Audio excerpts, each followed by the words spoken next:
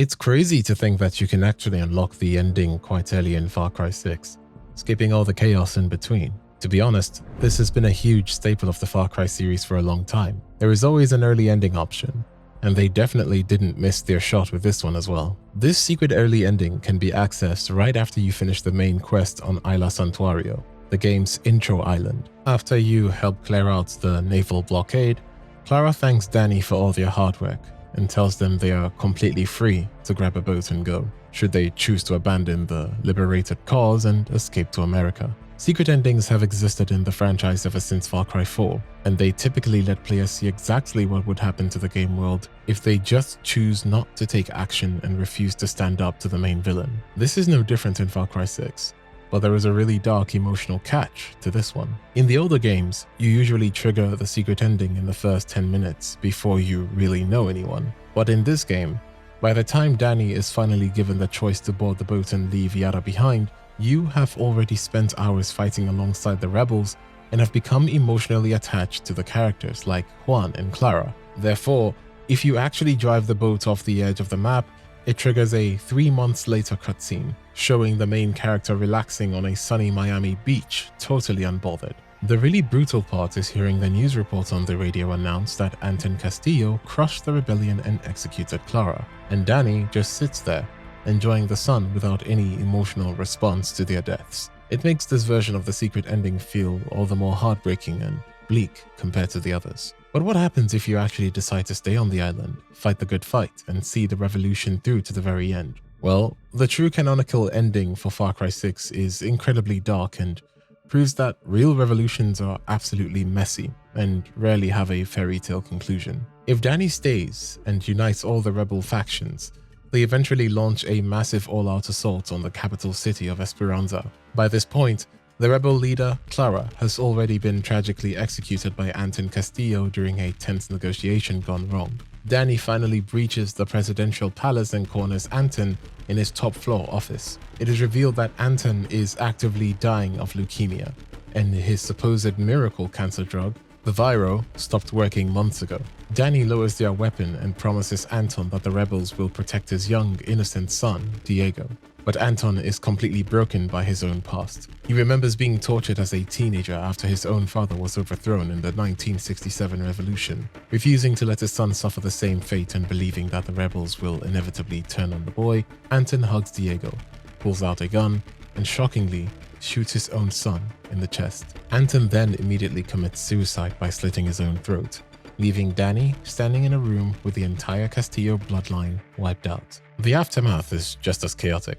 The surviving rebel leaders rush into the room and unanimously offer Danny the seat of El Presidente to lead the country. But Danny completely refuses the power, tells them that Yara belongs to them now, and walks away. Instead of a magical, peaceful utopia, Yara is left in a total power vacuum. The country basically fractures into a messy, endless civil war as the surviving rebels are forced to constantly fight off the remaining Castillo loyalists and military remnants. This is exactly what makes the contrast between the two endings so brilliant. In the Secret Miami ending, Danny completely abandons Yara, Clara dies, and Anton rules with an iron fist while Danny drinks beer on the beach. But in the true ending, Danny stays, fights a massive war, and loses almost everyone they care about. Diego is murdered by his own father, and Yara is still left in a violent, chaotic state of endless insurgency. The game ultimately forces you to realize that there are absolutely no clean victories when it comes to tearing down a dictatorship.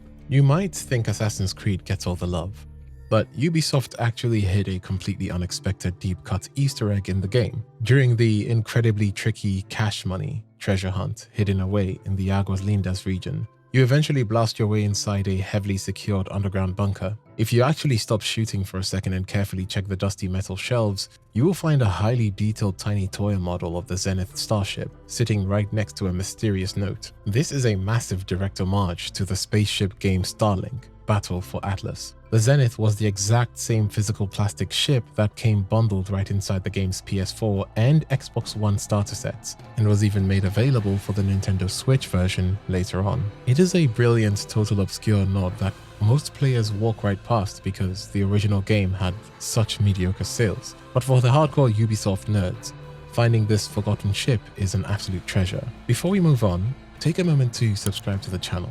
We've got plenty of videos incoming that I'm sure you don't want to miss. Moving on. What's one more thing wildly famous in Assassin's Creed? I'm not talking about Ezio. I am talking about the Golden Apple and its history in Assassin's Creed. Far Cry 6 pays homage to the iconic apple, and they hid it right inside a highly classified military bunker. If you are still hungry for even more insane Ubisoft crossover madness, you have to take Danny on a little tactical expedition to the northern edge of the Costa del Mar region. Hidden away in this rugged area is a heavily fortified location known as Pino Crest. If you manage to sneak or blast your way inside this underground bunker and carefully search the dusty metal shelves, you will stumble upon a highly classified handwritten note hidden on the left side. This military document outlines strict direct orders for a Yaran soldier to securely transport a crate of incredibly valuable ancient goods deep into the absolute safest depths of the vault. Right there on the manifest, explicitly listed alongside the other contraband, is a mysterious artifact described as a Golden Apple. Any hardcore Assassin's Creed fan will instantly recognize this as a legendary mind-controlling Apple of Eden, the exact same terrifying Isu artifact that the Templar Order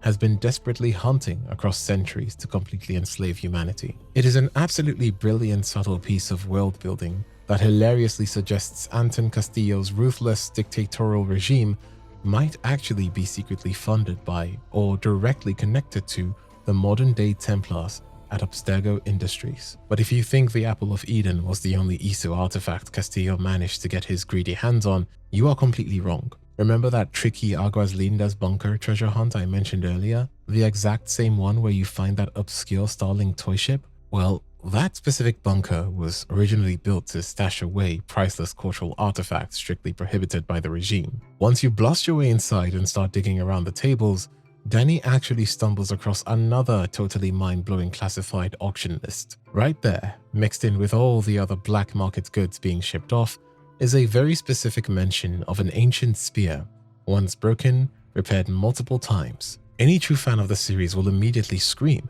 because that is an exact, direct, undeniable reference to the legendary spear of Leonidas. That's right, the exact same superpowered piece of Eden wielded by Cassandra and Alexio's back in Assassin's Creed Odyssey somehow made its way completely across the globe and straight into Anton's illegal auction house. Desert Eagle is my favorite pistol. Each shot from this beast of a handgun holds terrifying power, and you must upgrade this bad boy with cool looking skins. Each gun has unique skins in Far Cry 6, and this gun is no exception.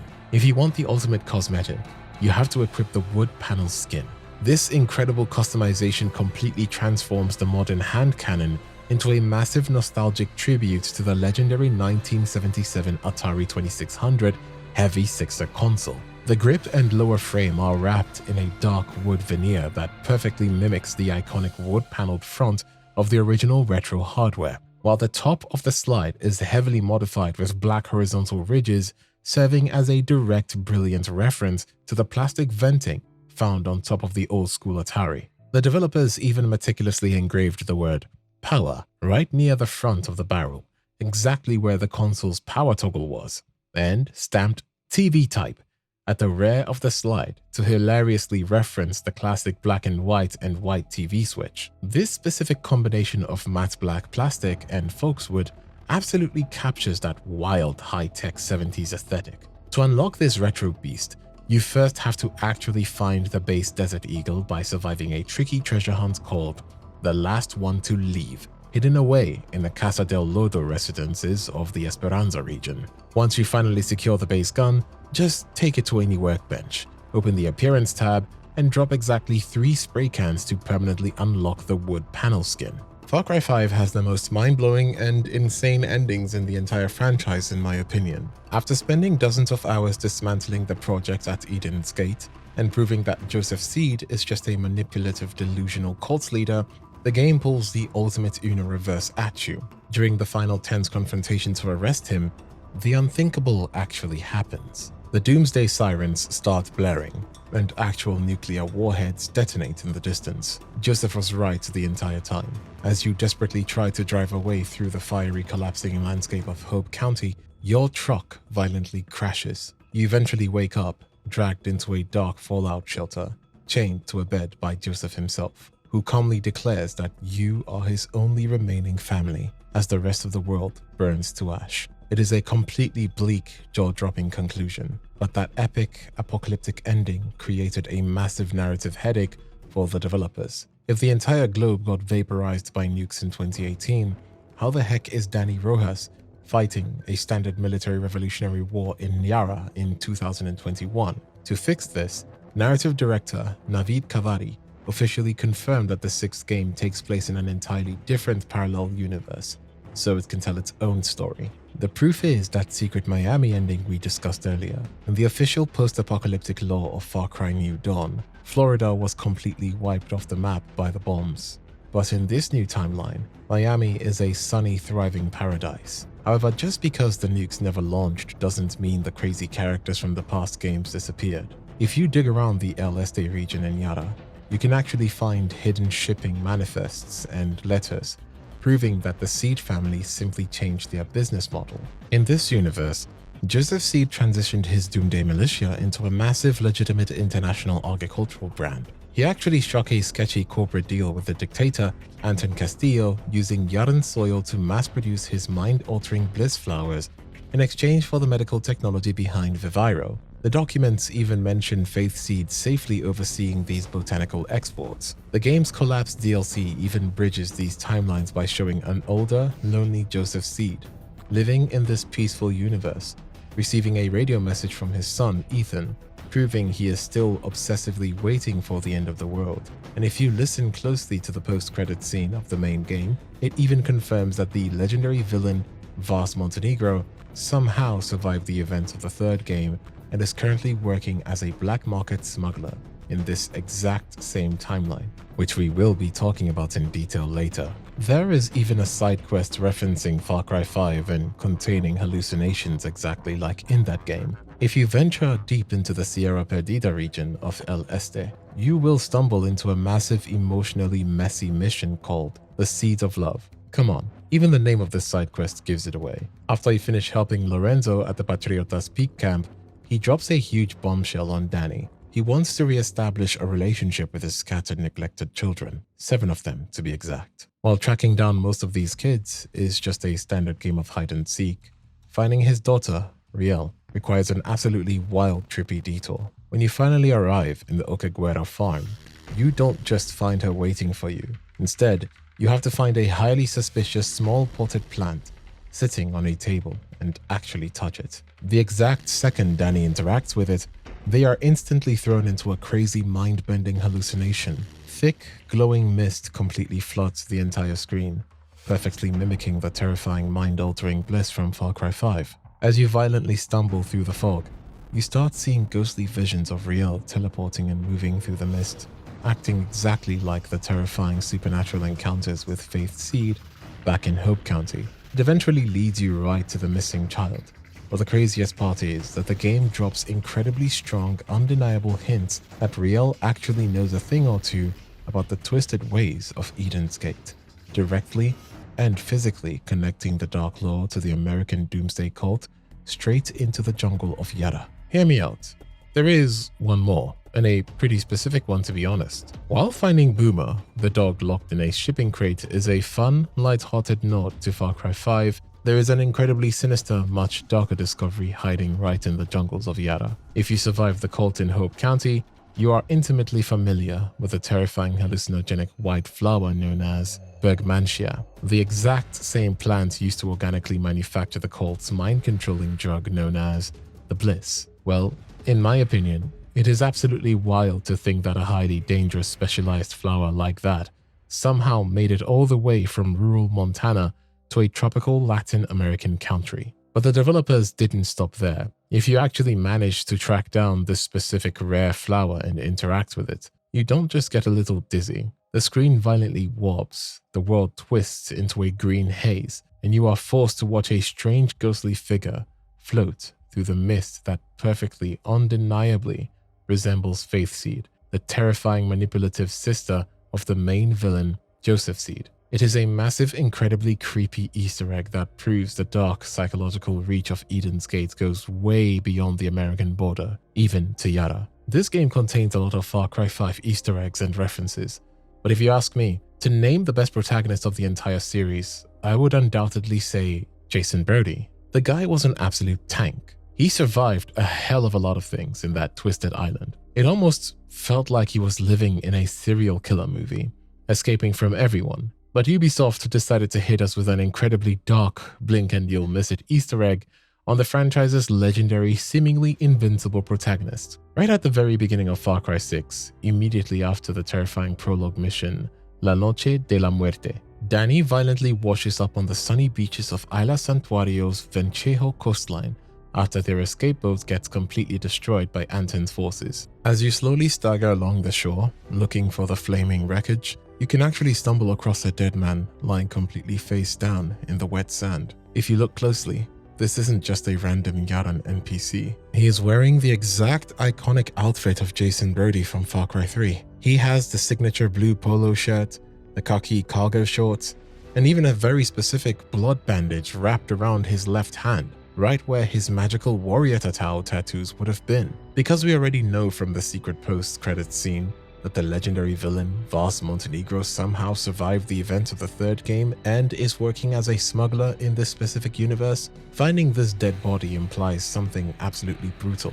It serves as a mind-blowing tragic confirmation that in this twisted alternate timeline, Jason Brody, the ultimate hero who supposedly defeated the pirates, actually failed his mission and completely met his end on Rook Island. How could they miss a chance to include a reference to their other big franchise? It's obvious that they would include an Assassin's Creed reference, and what's more well known in Assassin's Creed than the iconic leap of faith? Because Far Cry and Assassin's Creed are Ubisoft's two absolute biggest juggernaut properties, hardcore fans were actively hunting for crossover Easter eggs from the exact second the game launched. Sure enough, you don't even have to look very far, because the developers hid a brilliant, hilarious trap right in the starting region of Vencejo. If you explore the island, you will stumble upon a massive old-school stone tower that looks like it was ripped directly out of Ezio's era. When you climb all the way up to the very peak, you'll spot a highly suspicious wooden plank sticking out over the edge, perfectly mimicking the synchronization points from the AC universe.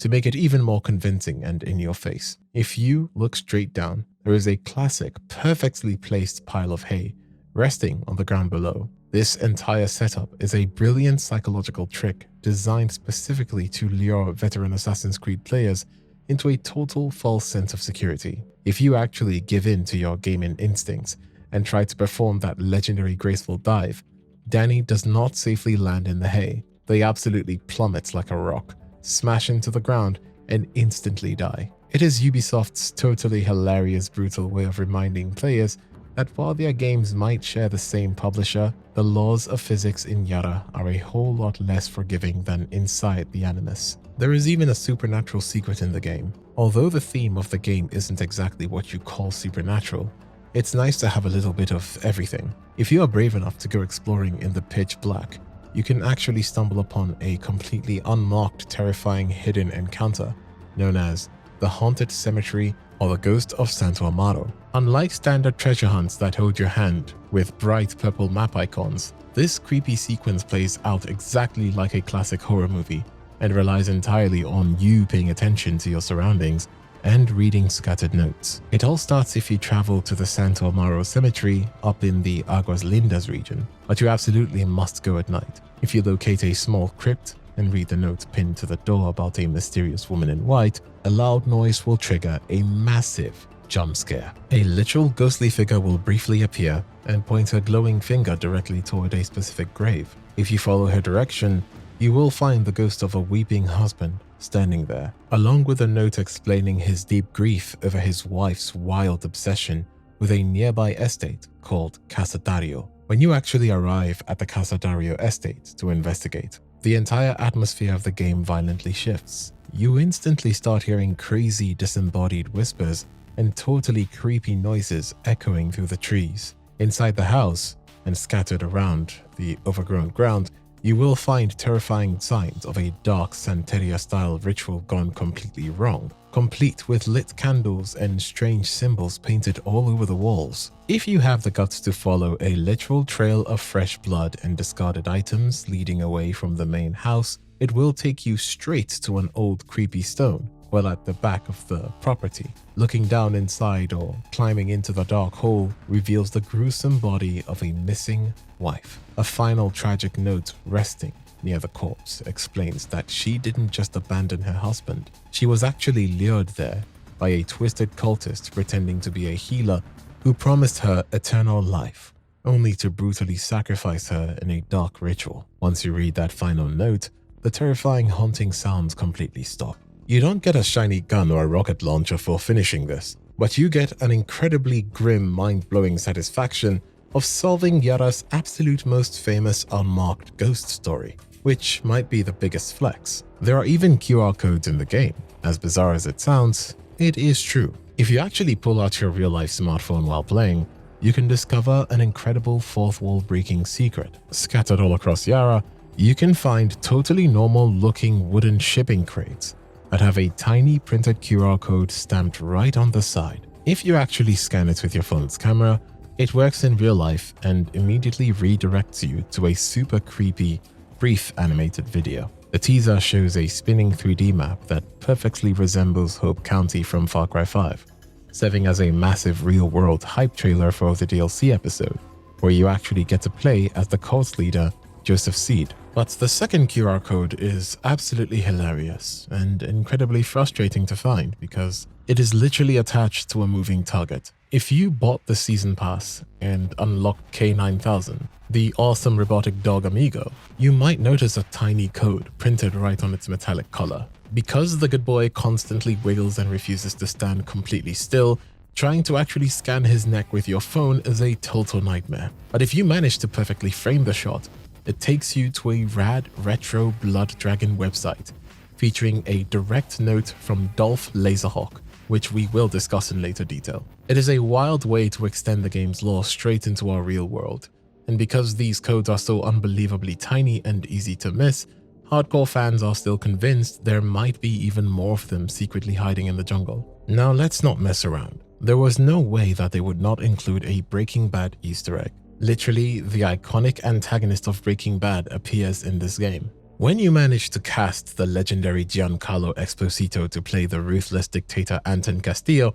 you have to let him channel his terrifying inner Gus Fring. The developers created a masterful, totally meta moment during a tense cinematic where Anton is discussing a young, captured rebel named Julio. Anton coldly compares the boy to a stubborn dog that is way too loyal to its old master to ever be retrained. He delivers this chilling line, concluding that a dog that simply cannot be broken is completely useless and just needs to be put down. It perfectly mirrors Gus Fring's terrifying calculating philosophy of treating his employees and enemies like disposable assets that must be eliminated if they don't follow the program. To make it even better, Esposito uses the exact same low-volume, high-intensity, terrifyingly calm voice that made him an absolute TV legend. Ubisoft didn't just stop at dialogue references. They leaned completely into the crossover by dropping 2 official, insanely detailed cosmetic packs right into the game store. You can literally buy the Los Bolos Hermanos bundle, which lets Danny run around the jungle wearing the famous fried chicken restaurant uniform, driving a branded delivery truck, and rocking a weapon charm of the 2 chicken brothers. If that isn't enough, there is a full Heisenberg bundle featuring Walter White's iconic pork pie hat, his classic glasses, his professional suit, and a custom M133 shotgun skin, and a specialized SUV. The game even hides some brilliant subtle nods to Walt's criminal empire. Throughout the story, the way Anton constantly obsesses over the absolute scientific purity and exact creation process of his Viviro cancer drug is a massive direct parallel to Walter White's terrifying obsession with his 99.1 pure blue sky product. And when you are sent to violently dismantle those toxic Viviro-chemical labs across Yara, take a close look at the tables before you blow them up. The specific glassware and massive ventilation setups are structurally identical to the massive $1 million superlab built right under the industrial laundry in the show. Speaking of that legendary Breaking Bad connection, the references actually go so much deeper than just Anton Castillo's chilling dialogue. If you head over to the Aguas Lindas region and take on the tricky cash money treasure hunt at FND Storage Facility 24, you'll find yourself breaking into a highly secured military bunker. Once you finally sneak into the main officer's office, you have to hunt down a tiny hidden switch tucked right under a mundane desk. Pressing it triggers a secret wall to slide open, revealing an absolutely massive floor-to-ceiling hoard of dirty cartel money, gold bars, and the unique Syrric special sniper rifle. The sheer absurd volume of cash stacked up in this hidden storage room is a brilliant, direct visual nod to the iconic storage units and money walls Walt and Skylar used to hide their drug empire's massive proceeds. But the developer didn't stop there. If you snoop around various industrial and chemical sites across Yara, you can actually find a random handwritten note discussing a highly secretive transaction for special chemicals, and it is literally signed by someone named Hector. Fans instantly recognize this as a massive nod to the legendary bell-ringing cartel patriarch, Hector Salamanca. This actually creates a completely hilarious brain-melting meta-paradox, since Giancarlo Esposito, who plays Gus Fring, is Anton Castillo, and Michael Mondo, who plays Nacho Varga in Better Call Saul, is the face of Vas Montenegro. Finding a note from Hector implies that the Breaking Bad universe might actually exist as a TV show inside the Far Cry world.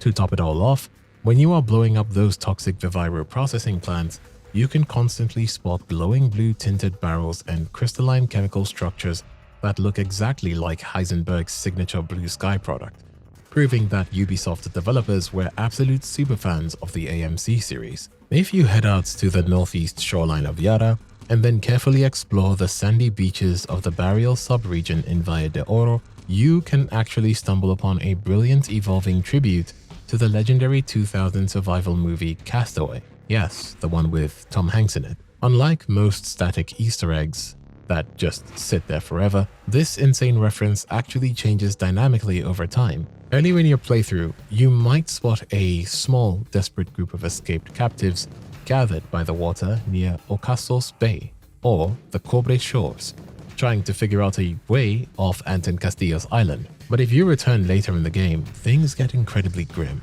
Only one lone exhausted survivor remains on the beach, tirelessly working day and night to build a makeshift wooden escape raft. But the best, most hilarious detail is resting right on the crate next to him. Instead of a volleyball, this Yaran survivor has a basketball companion, and if you look really closely at the ball, it features an incredibly iconic blood-red handprint that perfectly forms a face, mirroring Tom Hanks's beloved friend Wilso. The craziest part is that if you come back to the exact same spot even later in the story, the builder and his massive raft will completely vanish. The only things left behind are a few scattered scraps of wood in the sand, giving you the awesome hopeful realization that this desperate survivor actually managed to set sail and finally escape the dictator's regime. If you are a true Ubisoft fan, you should know about this reference by now. The cat boat Easter egg. It has been carefully placed in several Ubisoft titles, so it was natural that Far Cry 6 would have this Easter egg.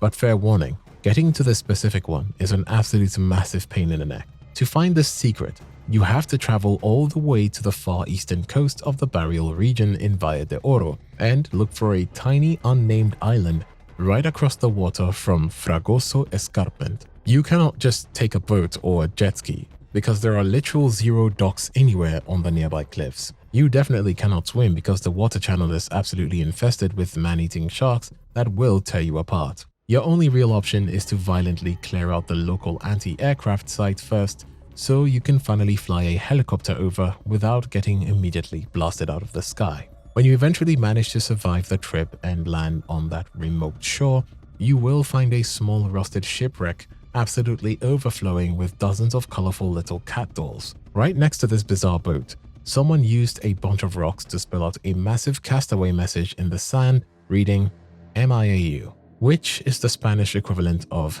meow. It looks like a total joke from the outside. There is no secret loot, no hidden weapon, and no quest attached to this. It is a purely brilliant level artist signature, used to fill the dead space of the map with some totally weird rewarding personality for players who love exploring the most inconvenient corners of the world. But the absolute best part is that this isn't just a random Yaran joke. This is a legendary recurring motif spanning across Ubisoft's massive open world titles. Level artists, like Ubisoft's Toronto's Amanda Munt, have incredible freedom to hide minute details in these sprawling digital landscapes, and they absolutely love putting cats on boats. Back in 2014's Assassin's Creed Unity, you can actually find a wooden boat filled with several live cats floating in the Bièvre district of Paris. Then in 2016's Watch Dogs, they hid a boat full of cat dolls completely out of sight under a bridge in the San Francisco Bay. The trend continued in 2020's Watch Dogs Legion, where they hid another boat of dolls right under the docks of London. They even brought the joke into Assassin's Creed Valhalla with a much more official nod, letting you literally recruit a live raider cat to permanently live and sail on your Viking longship. My favorite thing about this game is the variety of weapons, from pistols to shotguns to machine guns to even CD player weapons. There are a ton of weapons in the game, many of which are hidden. A funny yet extremely powerful weapon you can find is Fuck Anton. Yes, it is literally named after a slur on the dictator of the island. I do wonder how he approved this weapon, but this is a lifesaver, to be honest. If you want to get your hands on this hilarious custom-painted AKM assault rifle, you have to do a little bit of legwork involving everyone's absolute favorite little wiener dog, Chorizo. First, you have to complete his specific fetch quest side mission, where the adorable little guy will literally dig up a highly classified mysterious key for you. Once you have that key safely tucked in your pocket, you need to travel all the way back to the starting region of Isla Santuario, head deep into the Quito sector near Ventura Summit, and sail out to the tiny secluded Galgao Island located right in Casas Cove. Right there, resting at the base of a tropical palm tree next to a small beach camp, is a locked treasure chest. Jam that mysterious key inside and boom, you unlock the Fuck Anton. This absolute beast of a rebel rifle comes completely pre-equipped with some insane modifications thanks to its built-in muzzle brake, trigger discipline, and nimble shooter mods. This customized gun boasts significantly better horizontal recoil control, way faster movement speed while aiming, and far better overall accuracy and draw times than your standard run-of-the-mill AKM. But the absolute wildest feature is that it comes locked and loaded with deadly poison rounds. While this specific ammo type slightly reduces the gun's raw bullet damage, it completely makes up for it by causing a terrifying toxic effect that literally turns Anton's own soldiers against each other in a violent hallucinogenic frenzy. The only real downside to this incredible lifesaver is that it completely lacks a long-range scope, making it a bit tricky to pull off those massive long-distance headshots. But for pure chaotic mid-range jungle firefights, it is an absolute masterpiece. The last one was for mid-range. If you want a weapon that you can use to target Anton's men from afar, I got you. You need to get this Yaran SRA sniper. You need to get this Yaran SRA sniper rifle. While it might just look like one of the most basic sniper rifles you can equip in the entire game, do not let its standard appearance fool you, because it is an absolute masterpiece of reliability. It boasts incredibly solid numbers across literally all of its core attributes, making it an extremely balanced weapon for perfectly executing those stealthy long-range base liberations. The best, most life-saving feature of this beauty is that it rocks a massive magazine holding 10 whole bullets. That gives it one of the highest magazine count out of all the sniper rifles in the game, meaning you can completely wipe out an entire squad of Castillo's men without ever having to frantically unscope and reload. Getting your hands on it, however, is a totally wild game of luck. You can randomly stumble across this beast just by looting those red and white FND caches scattered all over the Yaran map. Because their content are simply randomized, there is no single guaranteed chest to find it in. But if you don't feel like relying on pure RNG to snipe your enemies from the jungle, you can easily bypass the loot grind by simply building the basic guerrilla garrison at your rebel camp and buying it directly over the counter. Did you know that the resolver concept we see in the game is based on a real-world Cuban concept? What exactly is the resolver concept that I am talking about? It is the central plot pillar of Far Cry 6, rooted deep in the real-world Cuban culture of reutilization. In real-life Cuba, the term resolver literally translates to resolve, and it perfectly captures the incredible everyday resourcefulness required to survive and maintain daily life under decades of harsh trade embargoes and massive supply shortages. It is the art of making something out of nothing, like repairing classic 1950s American cars with random boat engine parts or turning scrapped washing machines into working fans. To make sure they captured this authentic DIY survivalist spirit, the developers at Ubisoft Toronto actually traveled directly to the island and worked closely with the real Cuban consultants. They observed firsthand how people brilliantly repurposed everyday household junk into highly functional tools, and they directly injected that exact ingenuity straight into the game's wild weapon crafting system. Your in-game mentor, the legendary Juan Cortez, completely embodies this resolver code with his survivalist rules. Instead of just finding standard boring military gear, the resolver weapons in Yara are literally built out of trash. You can build the Discos Locos, which is a lethal CD launcher hacked together from an old car battery and a literal CD player. Or you can craft El Niro, a brutal shotgun paired with a massive shield, ripped straight out of a heavy metal door. And you absolutely cannot forget the Tostador, a devastating flamethrower constructed entirely out of a gasoline pump handle and an old soda bottle. This entire crafting system isn't just a fun, chaotic gameplay mechanic.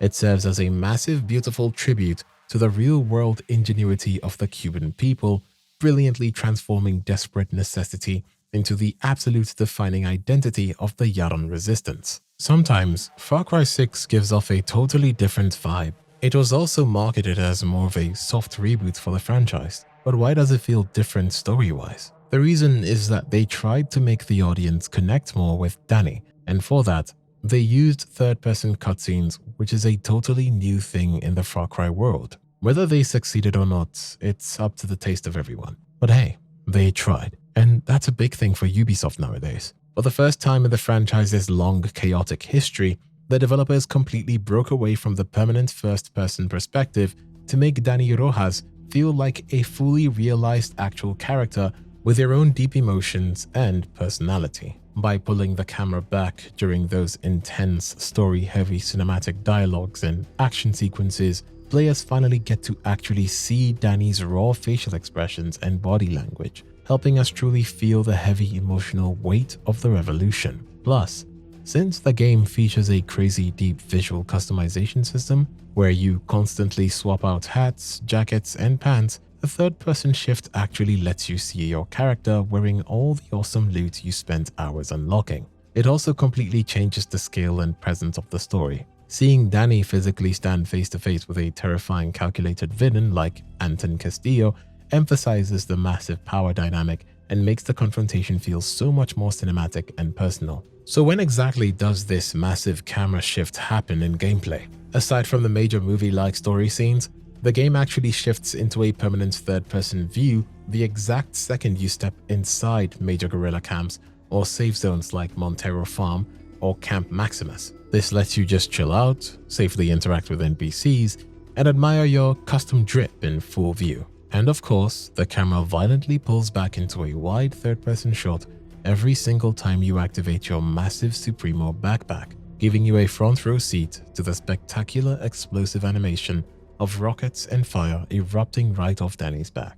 I still remember the day Far Cry 6's first teaser trailer dropped, which showed Anton's son, and the internet was absolutely buzzing with, "Is this Voss?" Fans immediately zoomed in and noticed a very specific distant scar completely slicing through Diego's right eyebrow, which looked undeniably 100% identical to the iconic scar worn by the legendary Far Cry 3 villain, Voss Montenegro. Everyone was certain that the new game was actually a secret prequel and a massive Voss origin story. What turned out to be a lot different, but what fans don't know, is that this was heavily marketed by Ubisoft themselves just to gain some insane views. Instead of just quickly debunking the crazy theory, Ubisoft actively fueled the fire to artificially boost its engagement. They strategically released promotional art showing Diego wearing earbuds, which fans completely misinterpreted as a weird timeline clue, while developers gave super vague, cryptic, no-comment answers in interviews just to let the rumor mill completely explode for months. The official Ubisoft Twitter even posted a cheeky joke saying, "Is Diego actually Voss?" What an absurd idea. But only after they had already milked the wild theory for massive free social media traffic. Eventually, the basic math completely shattered the illusion. Far Cry 6 is strictly set in 2021, where Diego is only 13 years old, while the real Vaas was born way back in 1985 and supposedly died in 2012 at age 27. If Diego was actually Vaas, the game would have had to take place in the late 90s, which completely contradicts all the modern smartphone and advanced tech scattered all across Yara. But the biggest, most mind-blowing ultimate debunking happens if you actually have the patience to sit through the credits. There is a totally secret post-credits audio sting that features a shady black market smuggling conversation between your rebel mentor, Juan Cortez, and a fully grown-up Vaas, voiced once again by the legendary Michael Mondo himself. This was a massive revelation that confirms Vaas actually survived Rook Island,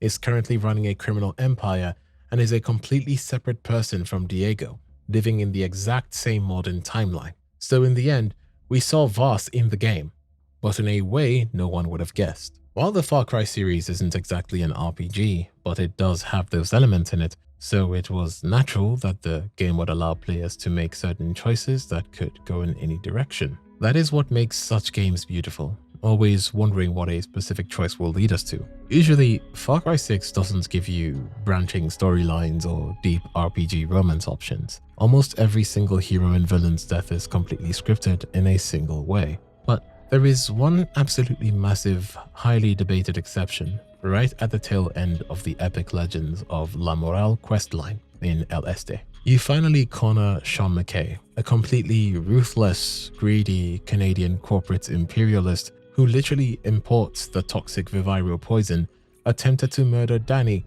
and successfully slaughtered several of your rebel friends. But right when you are about to pull the trigger and end him, your mentor, Juan Cortez, radios in and tells you to strike a dirty financial deal instead of exacting your bloody revenge. If you actually decide to listen to Juan and let this absolute monster live, McKay stays true to his word and wires a massive 5,000 Yaran pesos straight to the revolution. It might seem like the pragmatic good guy move at first, helping the cause and making lots of pesos, but it is an absolute trap.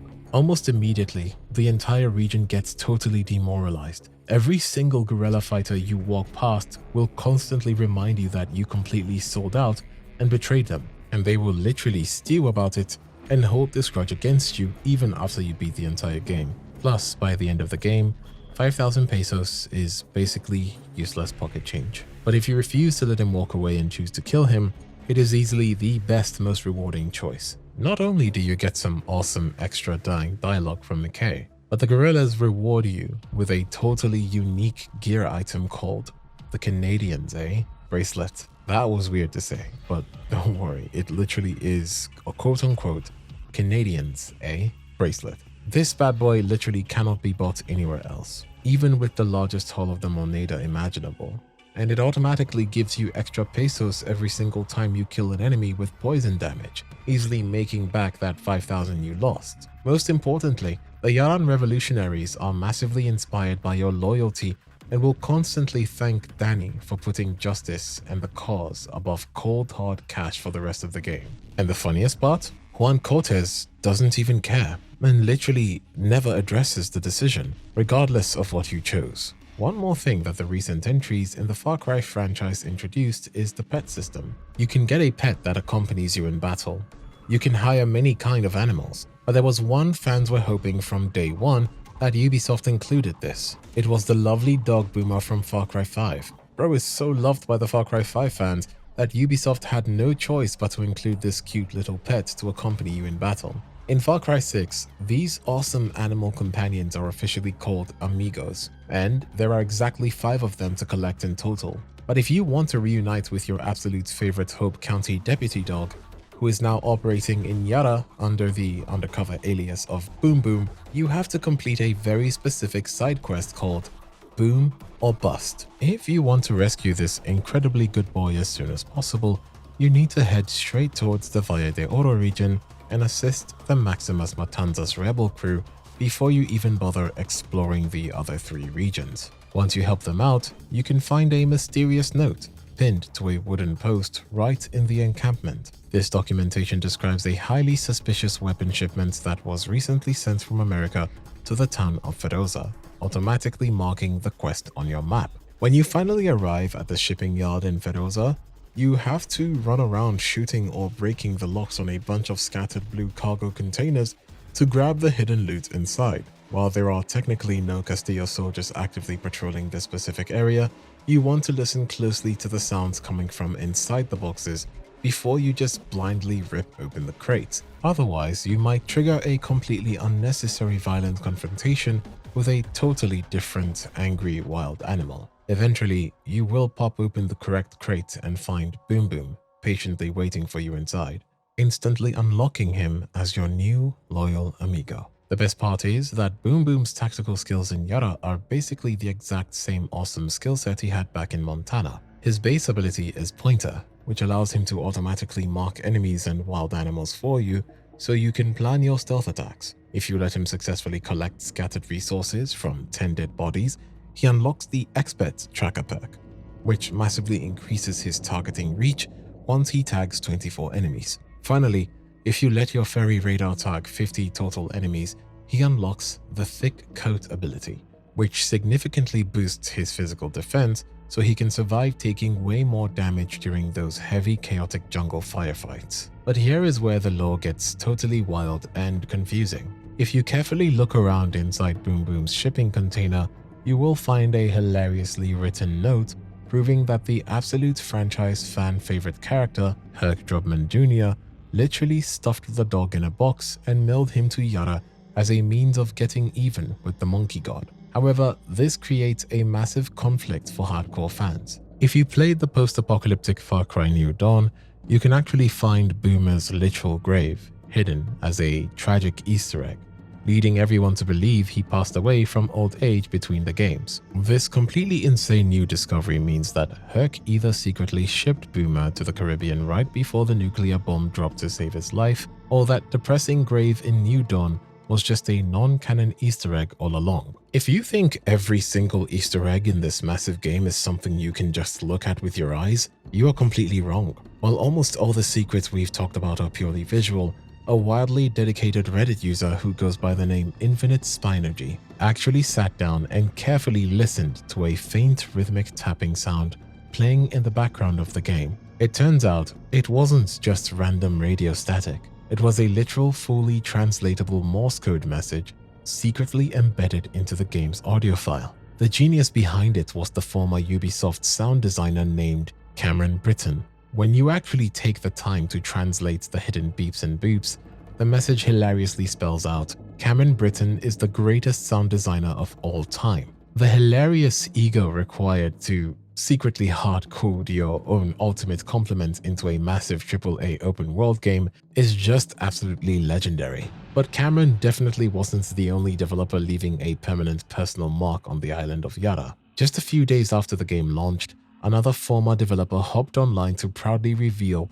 that they had actually painted beautifully touching murals of their very own real-life pet cat and secretly scattered them all across the massive open world. It is so unbelievably awesome to see the actual genuine human personalities of the development team shining right through the chaotic, violent guerrilla warfare of the game. And speaking of massive surprises, while the players were busy uncovering all these personal developer notes and tracking down the secret Miami ending, the absolute biggest shocker was waiting right inside the season pass. For the first time in the entire franchise's history, Ubisoft completely flipped the script. Instead of just giving us more rebel missions to fight another dictator, the DLC campaigns literally let you play as the legendary psychotic villains from the past games. You get to dive straight into the twisted hallucinogenic roguelike minds of Vars Montenegro, Pagan Min, and Joseph Seed. It completely shatters the standard gameplay loop and lets us finally see the insane violent world directly through the eyes of the worst bad guys. Sometimes, the most fascinating secrets in a massive open-world game aren't world-shattering lore drops or epic crossover references. Often, they are just highly specific, deeply personal inside jokes meant only for the development colleagues to understand. If you explore the heavily guarded GDP oil platform, you can find a rather strange, frustrated note left behind by a Yaran worker. This document specifically complains about a mysterious serial banana thief who keeps raiding the facility's fruit supplies. You might brush this off as a random world-building flavor text, but the developers actually created a full-blown scavenger hunt out of it. Scattered across various hidden locations in Yara, you can track down these exact stolen crates of bananas. Here is where it gets incredibly weird. Nestled inside or placed directly into every single one of these missing banana crates is a framed real-life photograph of an adorable French bulldog. The game never explicitly explains the connection between the missing fruit and the dog, leaving players completely baffled. However, the most logical and hilarious theory is that someone on the Ubisoft team owns a real-life Frenchie with a notorious unstoppable habit of stealing bananas off the kitchen counter. They essentially immortalized their pet's weird dietary crimes right into the digital Caribbean. One of the most hilarious and frustrating things about this game is the sheer level of unscripted open-world chaos you stumble into. A Reddit user named Leaky Bums recently posted a clip accurately titled, "The most Far Cry gameplay you'll ever see," and it perfectly captures the madness. In less than 60 seconds, this player blows up a military vehicle with a grenade launcher, instantly levels up, and is immediately blindsided from behind by a massive charging bull. They spin around, bounce a grenade off the animal, launch the poor beast into the air with a second shot, and they proceed to set it on fire with a homebrew blowtorch as it tries to stand back up. Right in the middle of this barbecue, a random civilian drives directly into the crossfire,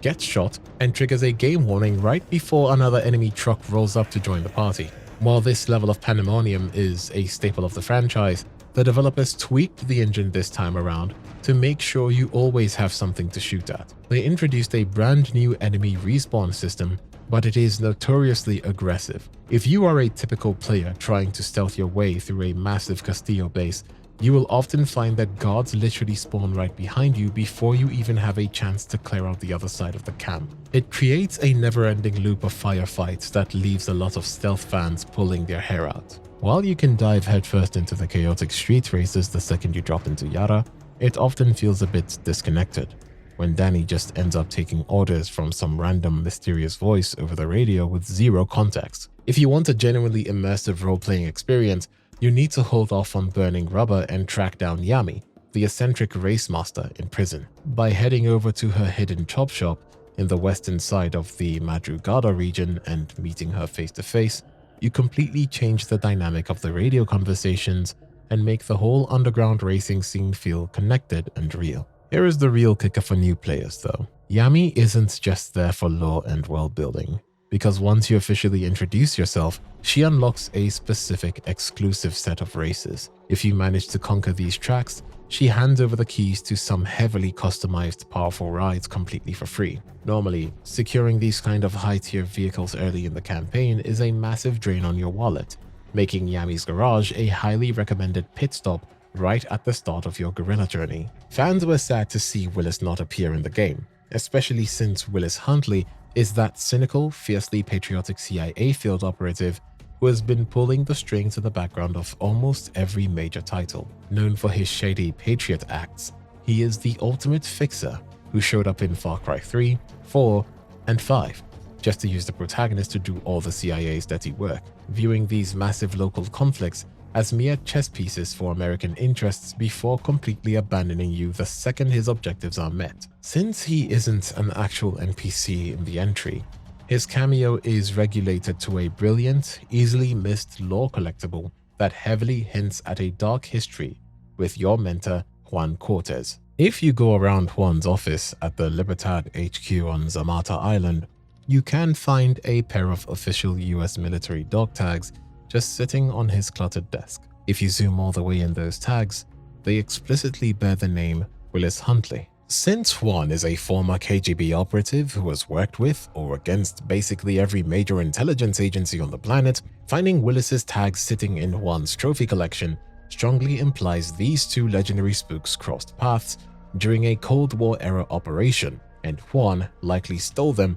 as a cheeky souvenir from a failed CIA mission. Many players believe Huntley was deliberately left out of the physical game because the developers wanted to focus heavily on the authentic Yaran identity and that incredible DIY spirit. actively moving the narrative away from the tired American intervener tropes that Willis always brings with him. While the series' legendary explosion-obsessed American hero, Herc Drubman Jr., is physically missing from the island of Yara, his chaotic presence is still deeply felt through a hilarious letter that directly links the game back to the wild events of Far Cry 5. If you take on the Boom or Bust quest in Fedoza to rescue the beloved dog Boomer, you will actually crack open a shipping container and find a note that is pure vintage Herc. The letter is hilariously addressed to whichever Russian reads this, which is a perfect nod to his completely misguided belief that everyone involved in a foreign revolution must be a communist spy.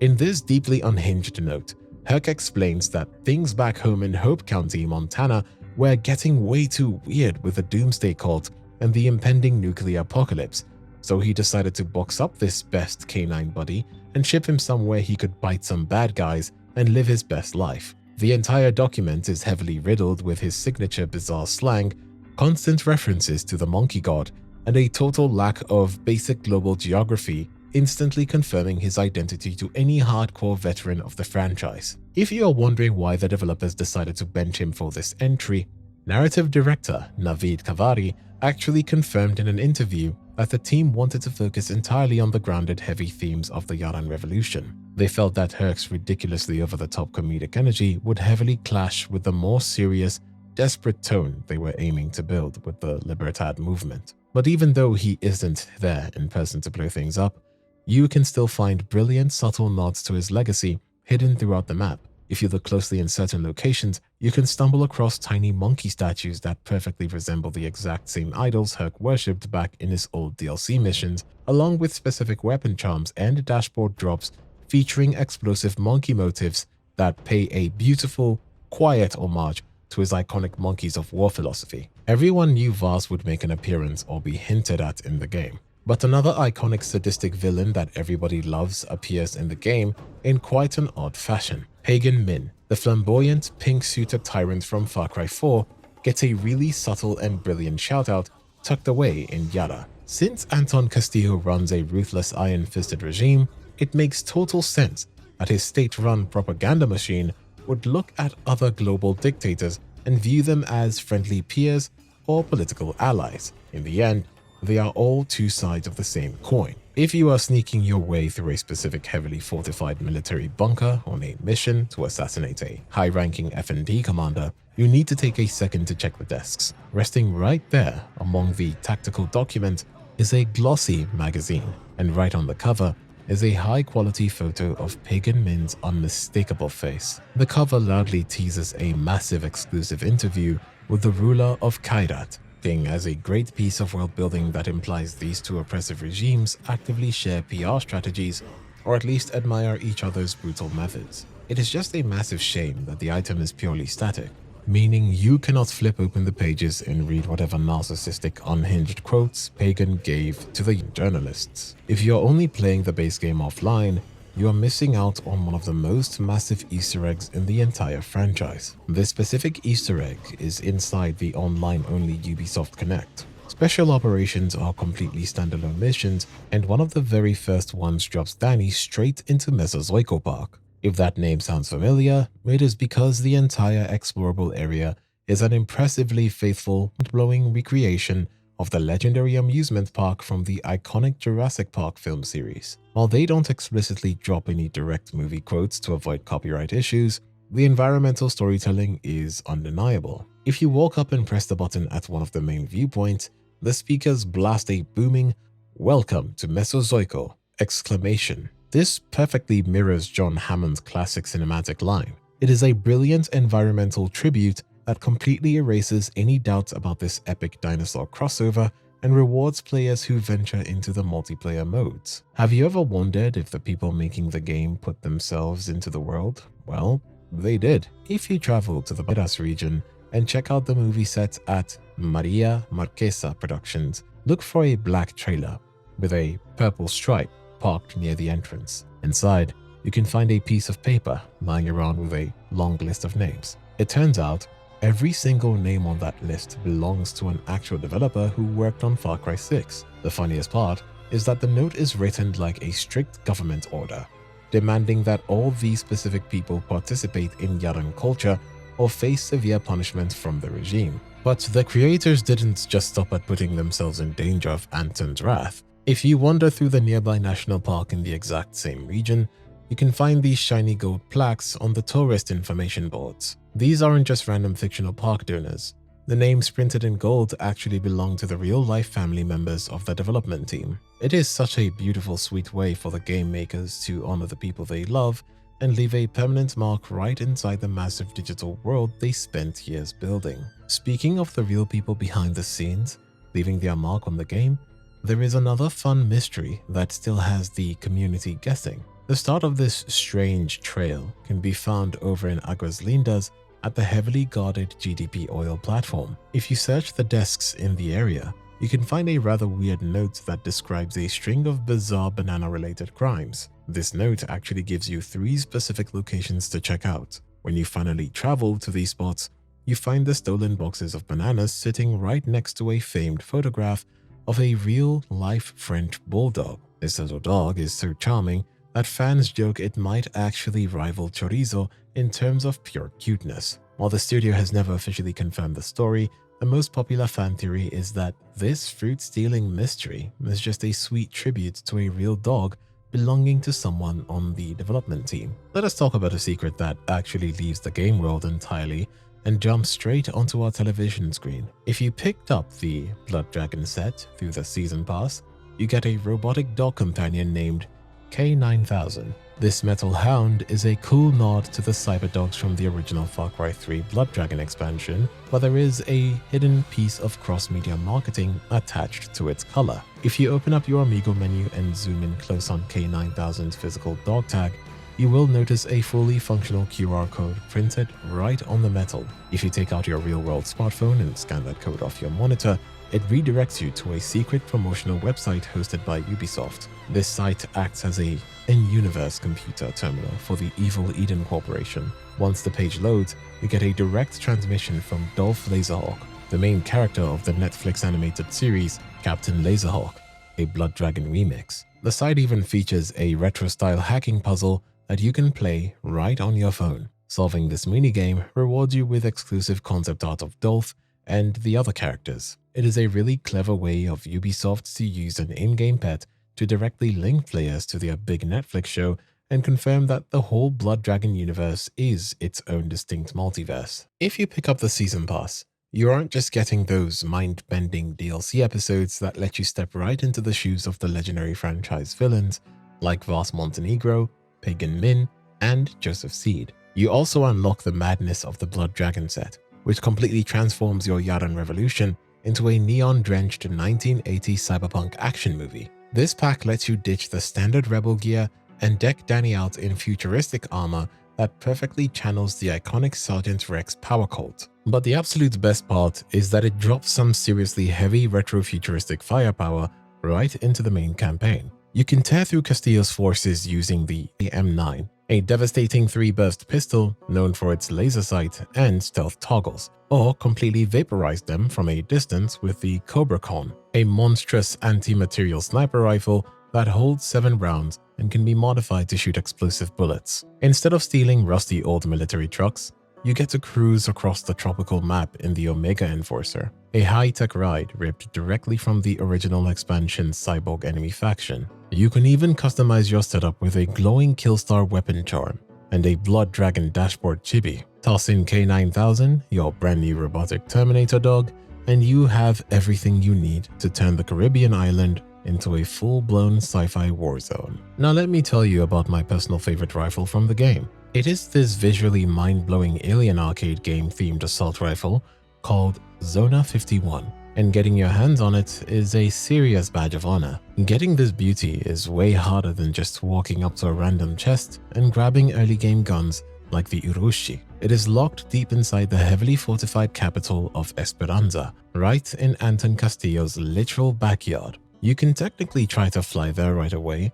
leaving the starting tutorial island, but you will probably have to bail out of your plane early and wingsuit the rest of the way to bypass the brutal anti-air defenses. Once you actually sneak your way into the hostile city streets, you have to track down the massive La Divinidad Cathedral located over in the eastern sector. This place is completely filled with elite 8-star military guards, so if you show up underleveled and trigger an alarm, you are basically signing your own death warrant. You have to stealthily grapple up to the outside alley scaffolding, or quietly climb the interior ladders all the way up to the roof. The gun is stashed inside a Yaran contraband chest, resting on a shelf inside the locked bell tower. To actually get inside that room, you have to hunt down and eliminate the specific officer patrolling the cathedral grounds to steal his bell tower key, or just wipe out the entire garrison to clear the military target and force it open. When you pop open that chest, you are rewarded with a serious powerhouse built entirely for loud, chaotic firefights. While it might have slightly lower raw base stats than the Urushi, it completely makes up for it with its insane perks and unique aesthetic. It comes pre-equipped with a fantastic optic scope and devastating incendiary rounds that instantly set Castillo's soldiers ablaze. But the ultimate game-changing mod is that simply reloading the Zona 51 automatically reloads all your other stowed weapons. If you pair this retro alien-themed beast with a massive, incredibly slow reloading light machine gun, you can swap back and forth to keep up a never-ending violent stream of suppressing fire. When you first meet Juan Cortez, he just seems like your funny, beer-drinking, crocodile-taming mentor who teaches you how to build cool DIY weapons out of random trash. But if you dig into his background, you realize he is a former KGB spy master who has spent decades bouncing from one bloody global conflict to the next. Because of this dark history, the community widely accepts a rather terrifying theory. Juan is actually the true hidden villain of the entire game. He openly calls himself a professional revolutionary, famously bragging to Danny that while some men break eggs for breakfast, he breaks entire countries. He doesn't actually care about freeing Yara or building a peaceful society. He is a literal war junkie who just wants the chaos to continue forever. Just look at his actions throughout the story. He deliberately disobeys direct orders and tries to assassinate Castillo's young son, Diego, a reckless move that directly results in the tragic death of Clara Garcia, the only rebel leader who genuinely wanted a democratic future. He also goes behind everyone's back to strike a dirty secret financial deal with the corporate monster Sean McKay, prioritizing funding his eternal fight over actually getting justice for the Yaran people. His own famous guerrilla rules literally state that a revolution never ends, and that once you are a guerrilla, you are always a guerrilla. He simply doesn't know how to function in a peaceful world,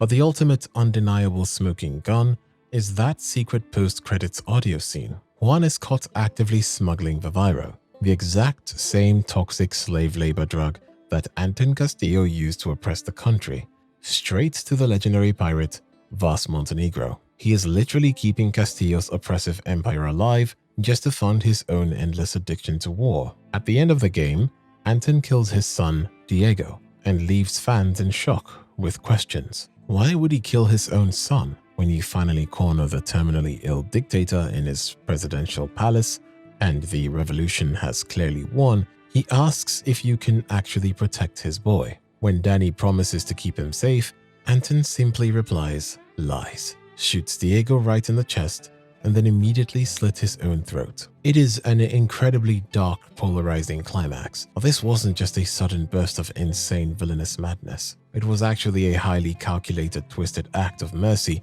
rooted deep in Anton's own severe childhood trauma. Anton firmly believed that if he left his boy with the Libertad fighters, they would either brutally execute him as a symbol of the old regime or completely re-educate him to be a puppet leader, turning him into a monster controlled by the very people they hated. You have to remember that Anton himself is the son of a deposed executed leader from the 1967 revolution, and he spent 15 brutal years imprisoned and forced into hard labor in the tobacco fields. He viewed his own life as an endless cycle of suffering and genuinely believed that death was the only way to ensure Diego never had to endure that same humiliating captivity. Throughout the entire campaign, he constantly drills into Diego that a Castillo is either a lion or a sheep. By pulling the trigger, he made sure his son died as a proud lion rather than living as a captive sheep.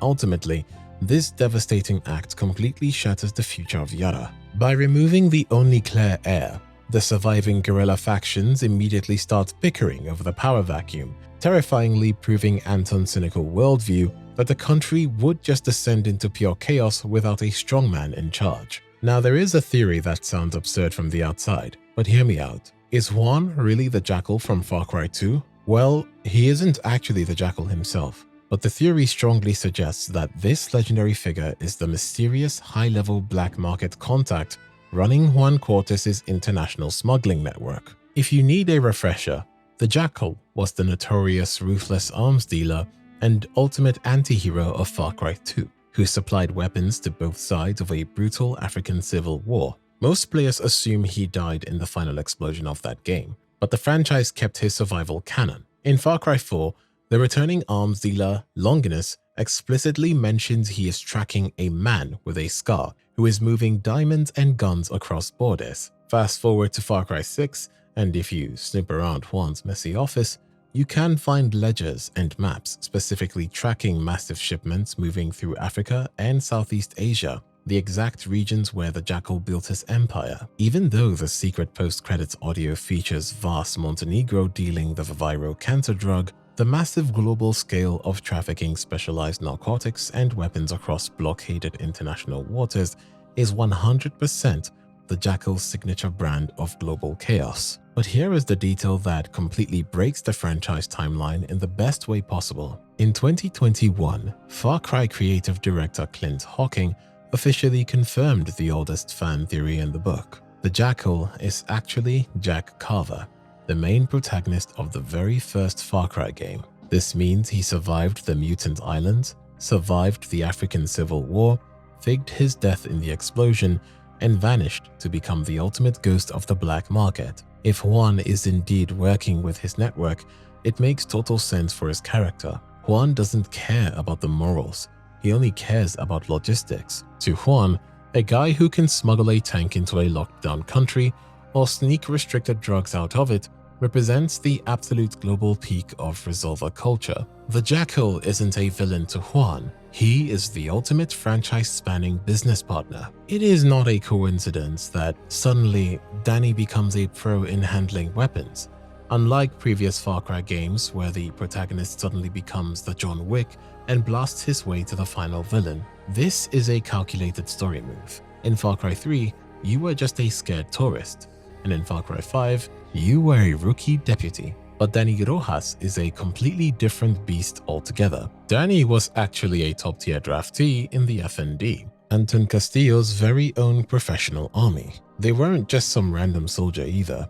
They were a standout high-potential recruit at the elite Yaran Military Academy. This military pedigree is the perfect gameplay justification for why Danny can immediately handle heavy machine guns, pilot massive tanks, and pull off those brutal, complex machete kills from the first minute without needing any cheesy training montages. Their career only ended because they punched a superior officer right in the face, a legendary act of rebellion that proved Danny's hatred for the regime's corruption long before they ever met Clara or joined Libertad. This background is baked into every corner of the world. Throughout the story, high-ranking FND officers and even former classmates like John Ron will actually recognize Danny, often complaining about their wasted potential as a soldier. While previous heroes like Jason Brody had to magically unlock skills just to learn how to reload faster, Danny's expertise is already there. They intuitively understand the mechanics of every firearm, which is exactly why they can resolve literal junk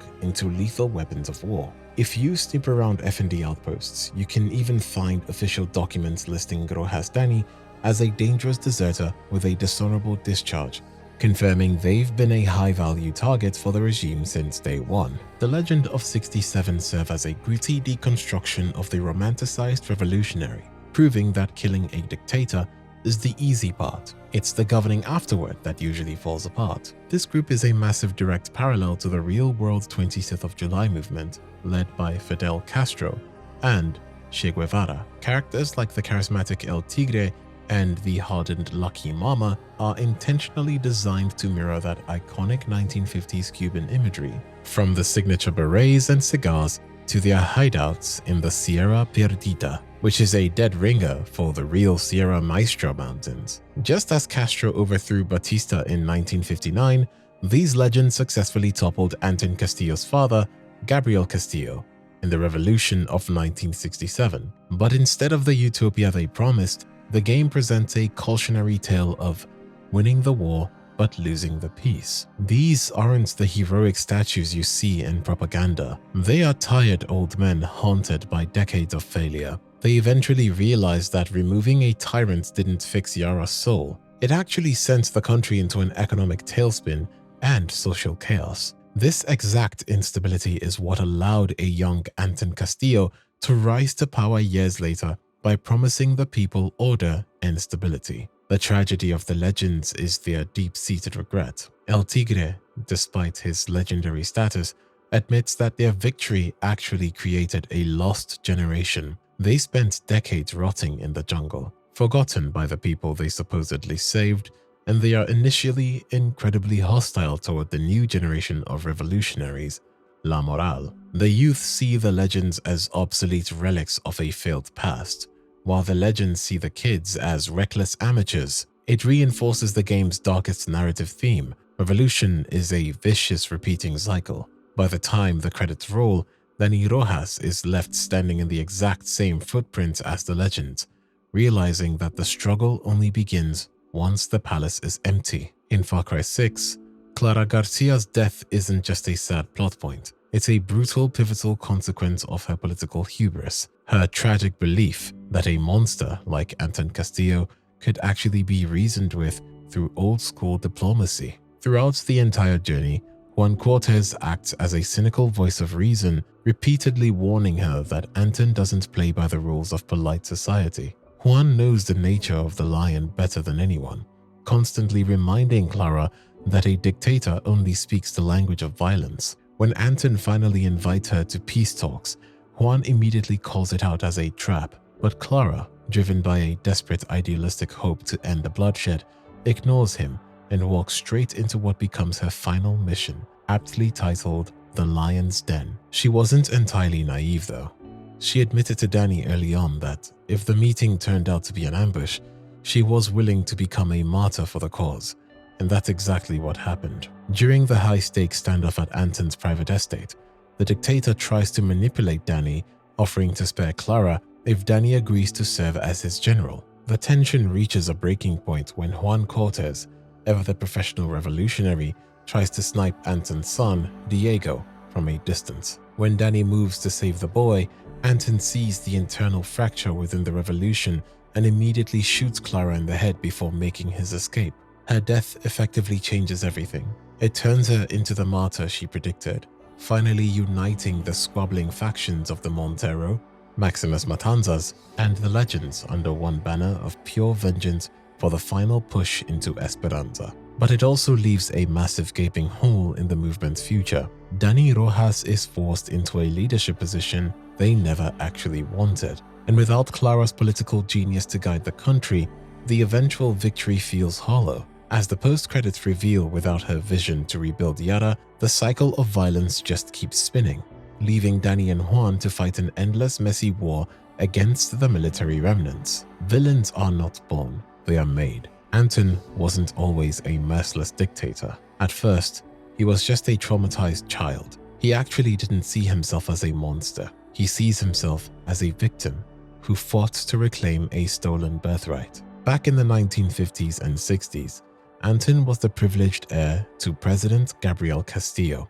living in what he remembers as a literal paradise of order. That all shattered in 1967 when the Legends led their uprising and brutally executed his father right in front of his eyes. This is exactly why he was so obsessed with his father's gold 1911 pistol. To him, that gun is the physical symbol of the power and family legacy that was ripped away from him. But the real darkness started in the tobacco fields. Instead of being killed, the revolutionaries sentenced Anton to 15 years of grueling forced labor. He went from being a prince to a slave, working under the scorching sun alongside the very people his father once ruled. During those years, he watched the people celebrate his father's death, only to see the country fall into complete poverty and civil war. This is where his lion versus sheep worldview was born. He decided that the citizens of Yara were fundamentally incapable of governing themselves. He views them as sheep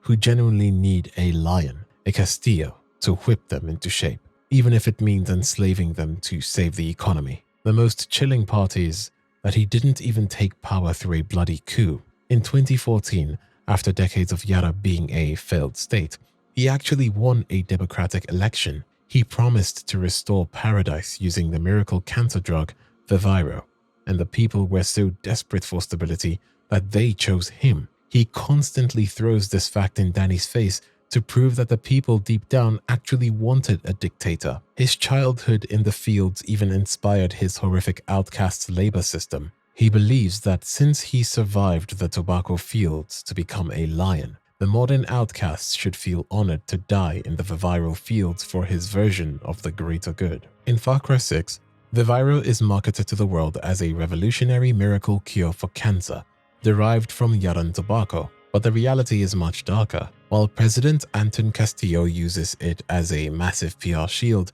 it actually is just a highly effective treatment that stops cancer cells from dividing. It freezes the disease rather than eliminating it entirely. Their drug is the literal lifeblood of the Yaran economy. Anton used the promise of its success to win over the public in 2014 and later to justify isolating the country and utilizing slave labor. He aimed to make the rest of the world so dependent on this drug that they'd have to ignore his brutal dictatorship just to get their hands on it. The most disturbing part of this law is the red mist fertilizer known as PG240, which is used to grow the tobacco. There is a horrific paradox here. To create a medicine that treats cancer, the regime uses a chemical that is intensely carcinogenic.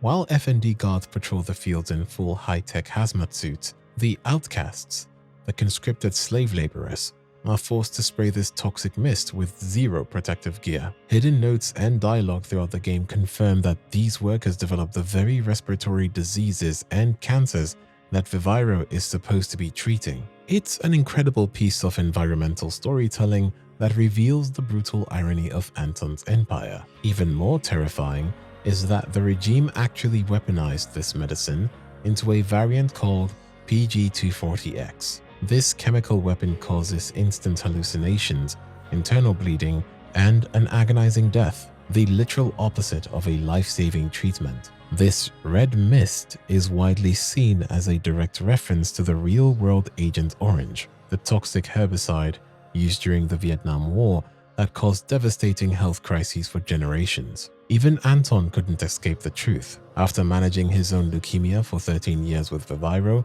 his body eventually built up a tolerance. The drug failed, and the cancer woke up with a vengeance, proving that his miracle was always just a temporary toxic illusion. Games in recent years have gone too soft, and there are many restrictions on what to do and what you can show. But the developers of this game completely ignored all of that noise. They threw in one of the most controversial or wildly entertaining side activities in recent memory by giving us a full-blown Mortal Kombat-inspired underground rooster fighting ring.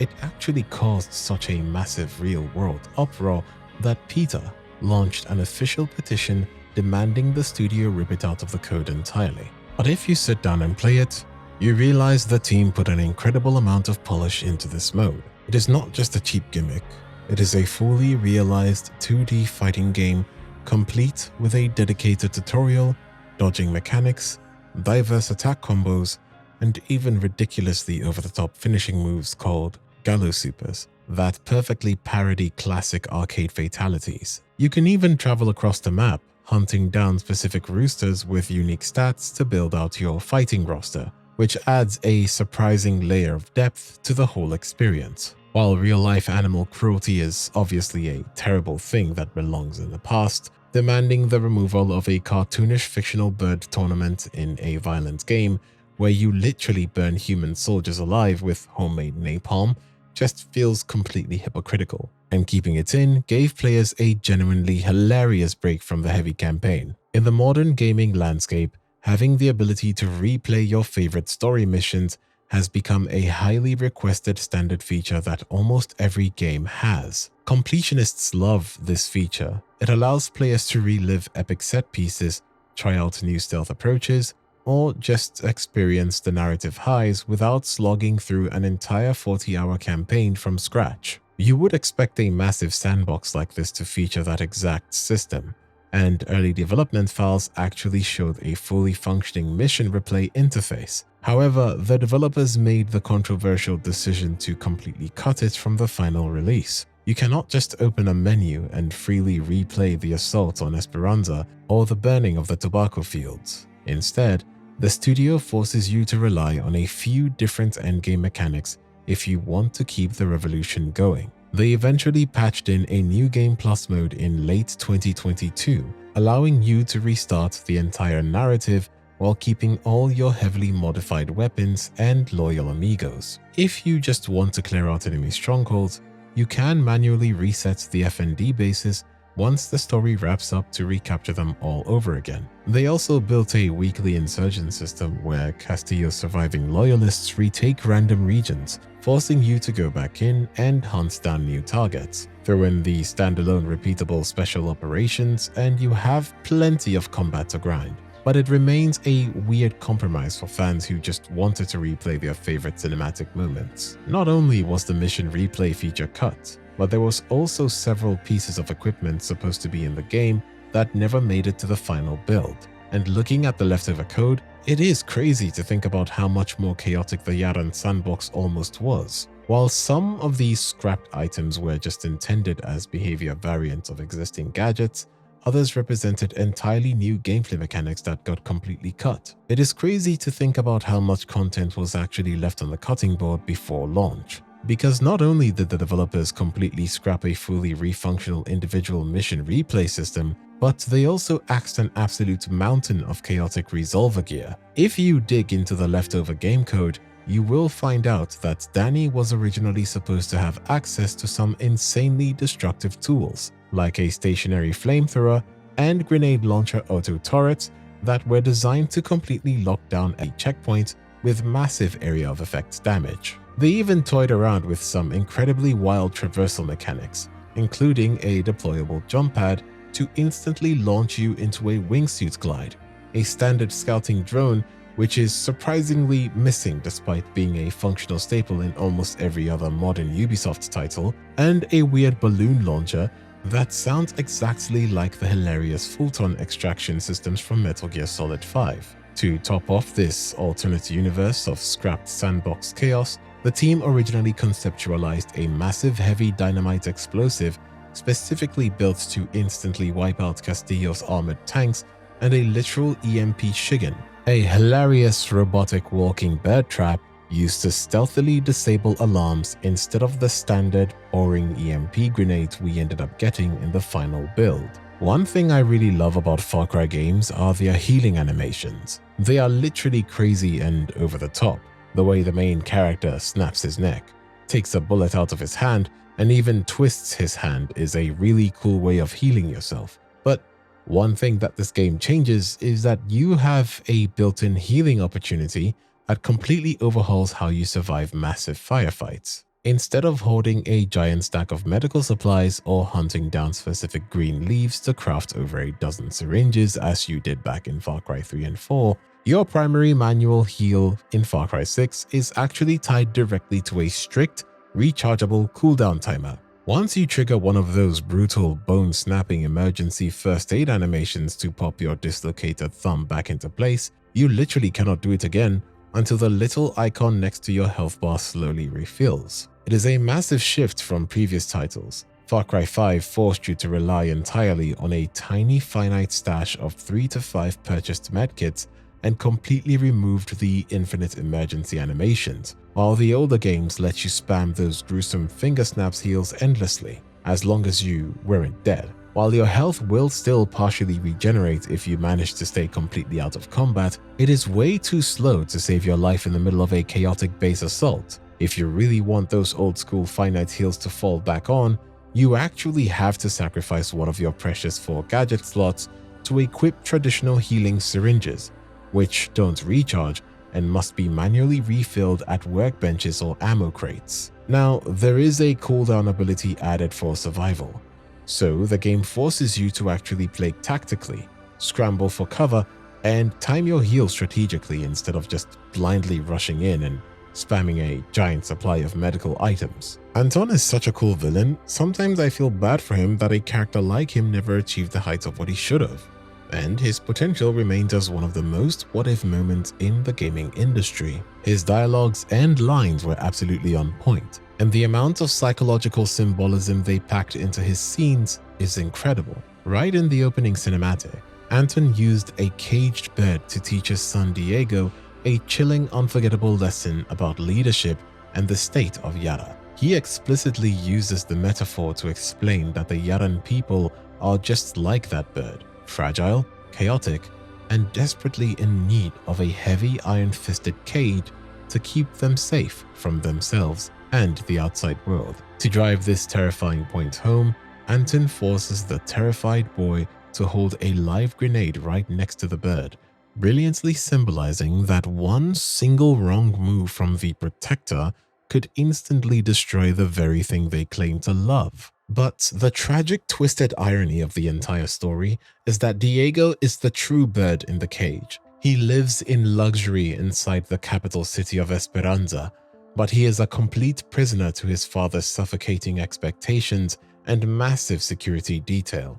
unable to make a single choice on his own. Anton thinks he is grooming a strong successor, but he is actually just stripping away the boy's humanity. This creates a brilliant visual tug-of-war with the rebel group Libertad, who literally uses the imagery of a flying swallow to represent escape and true freedom. In the end, the resolution of Diego's tragic arc perfectly mirrors a bird that can never truly fly as long as its master is alive, because Anton would much rather permanently clip the wings of his own legacy than ever let it exist outside of his twisted control. Have you wondered how Danny really got out of a highly protected area at the start with ease, right under Anton's nose? Players questioned whether this was really luck or if it was a calculated decision Anton made. During that incredibly intense opening sequence, Danny and a desperate group of refugees try to flee the dictator's regime on a rickety fishing boat. Things go completely sideways when Anton's elite special forces intercept the vessel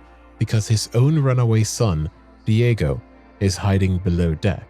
After dragging Diego off, Anton coldly orders his soldiers to sink the boat with everyone else still trapped on board. The hull gets absolutely shredded by heavy machine gun fire, but somehow, against all impossible odds, Danny is the sole survivor, washing up on the shores of Isla Santuario alongside a mortally wounded Lita. Officially, the game just chalks this miraculous escape up to the chaos of the sinking ship and some classic video game plot armor. But the hardcore community came up with a massive mind-bending sleeper agents theory. Fans heavily suspect that Danny's survival was not an accident by any means. The theory suggests that Anton, who has spies and informants everywhere, knew exactly who Danny was, a highly trained, highly lethal military dropout from his own elite Yaran academy. In Anton's twisted predatory worldview, Danny was a real Yaran, capable of extreme violence, making them the perfect formidable lion for his younger son Diego to eventually hunt, tame, or defeat. Anton is completely obsessed with forging Diego into a ruthless ruler, and he genuinely believes a true king needs a terrifying enemy to prove his worth. This perfectly explains why Anton treats Danny with such a bizarre, unsettling level of respect throughout the entire campaign. He constantly refers to them as a legend and shows them weird, highly specific moments of mercy instead of just having them executed on the spot. He even flat out asks Danny to become his top general and lead his armies once he is gone. Some theorists even argue that Anton deliberately orchestrated this controlled revolution under a fiercely capable leader like Danny just to guarantee that if he ever died from his leukemia, his country wouldn't be handed over to someone he considered weak or unworthy. The game offers some amazing side content as well, and one such side mission is one that Tomb Raider and Indiana Jones fans will love. It is called the Triada Blessings Quest, and it completely trades the game's typical loud, chaotic, explosive guerrilla warfare for some incredibly atmospheric supernatural exploration. If you ever need a break from the loud, explosive chaos of traditional Yaran guerrilla warfare, the game hides a massive Tomb Raider-inspired supernatural side quest I mentioned that is going to completely blow your mind. Leaning heavily into deep Santeria mysticism and ancient folklore, this quest forces you to explore all three major regions to survive a trio of brutal Indiana Jones-style environmental trials. You will have to perfectly time your grappling hooks across a dizzying mural-filled vertical cavern to claim Ida's relic, survive moving mirrors and creepy piano puzzles inside a terrifying night-only haunted house for Oku's relic,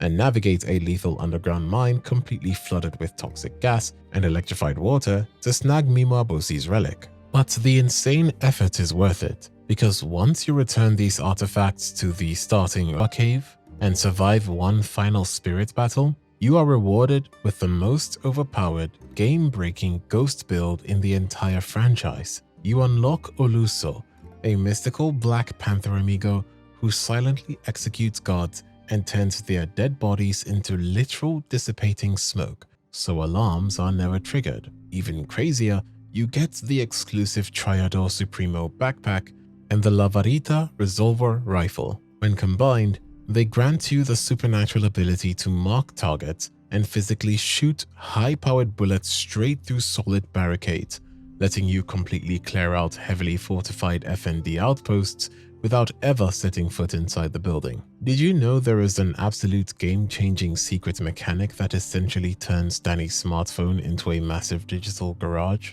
Throughout the early hours of the campaign, the game heavily pushes you to physically drive every single new civilian car you find all the way back to a designated green vehicle pickup point if you want to keep it. This is deliberately designed to force you into engaging with Anton's heavily fortified FND roadblocks and world hazards. But for completionists who do not want to spend dozens of hours slowly driving random sedans across this massive map, the developers secretly added a brilliant quality of life shortcut. If you just pull out your phone, the exact same way you scout out an enemy outpost and aim your camera directly at an empty parked car, a brief scanning UI will pop up. Within seconds, you will get a notification that the specific vehicle model, including its unique paint job and interior, is now permanently unlocked and available at any garage in Yara. You can literally skip the entire drive. Of course, it isn't a magical capture everything tool.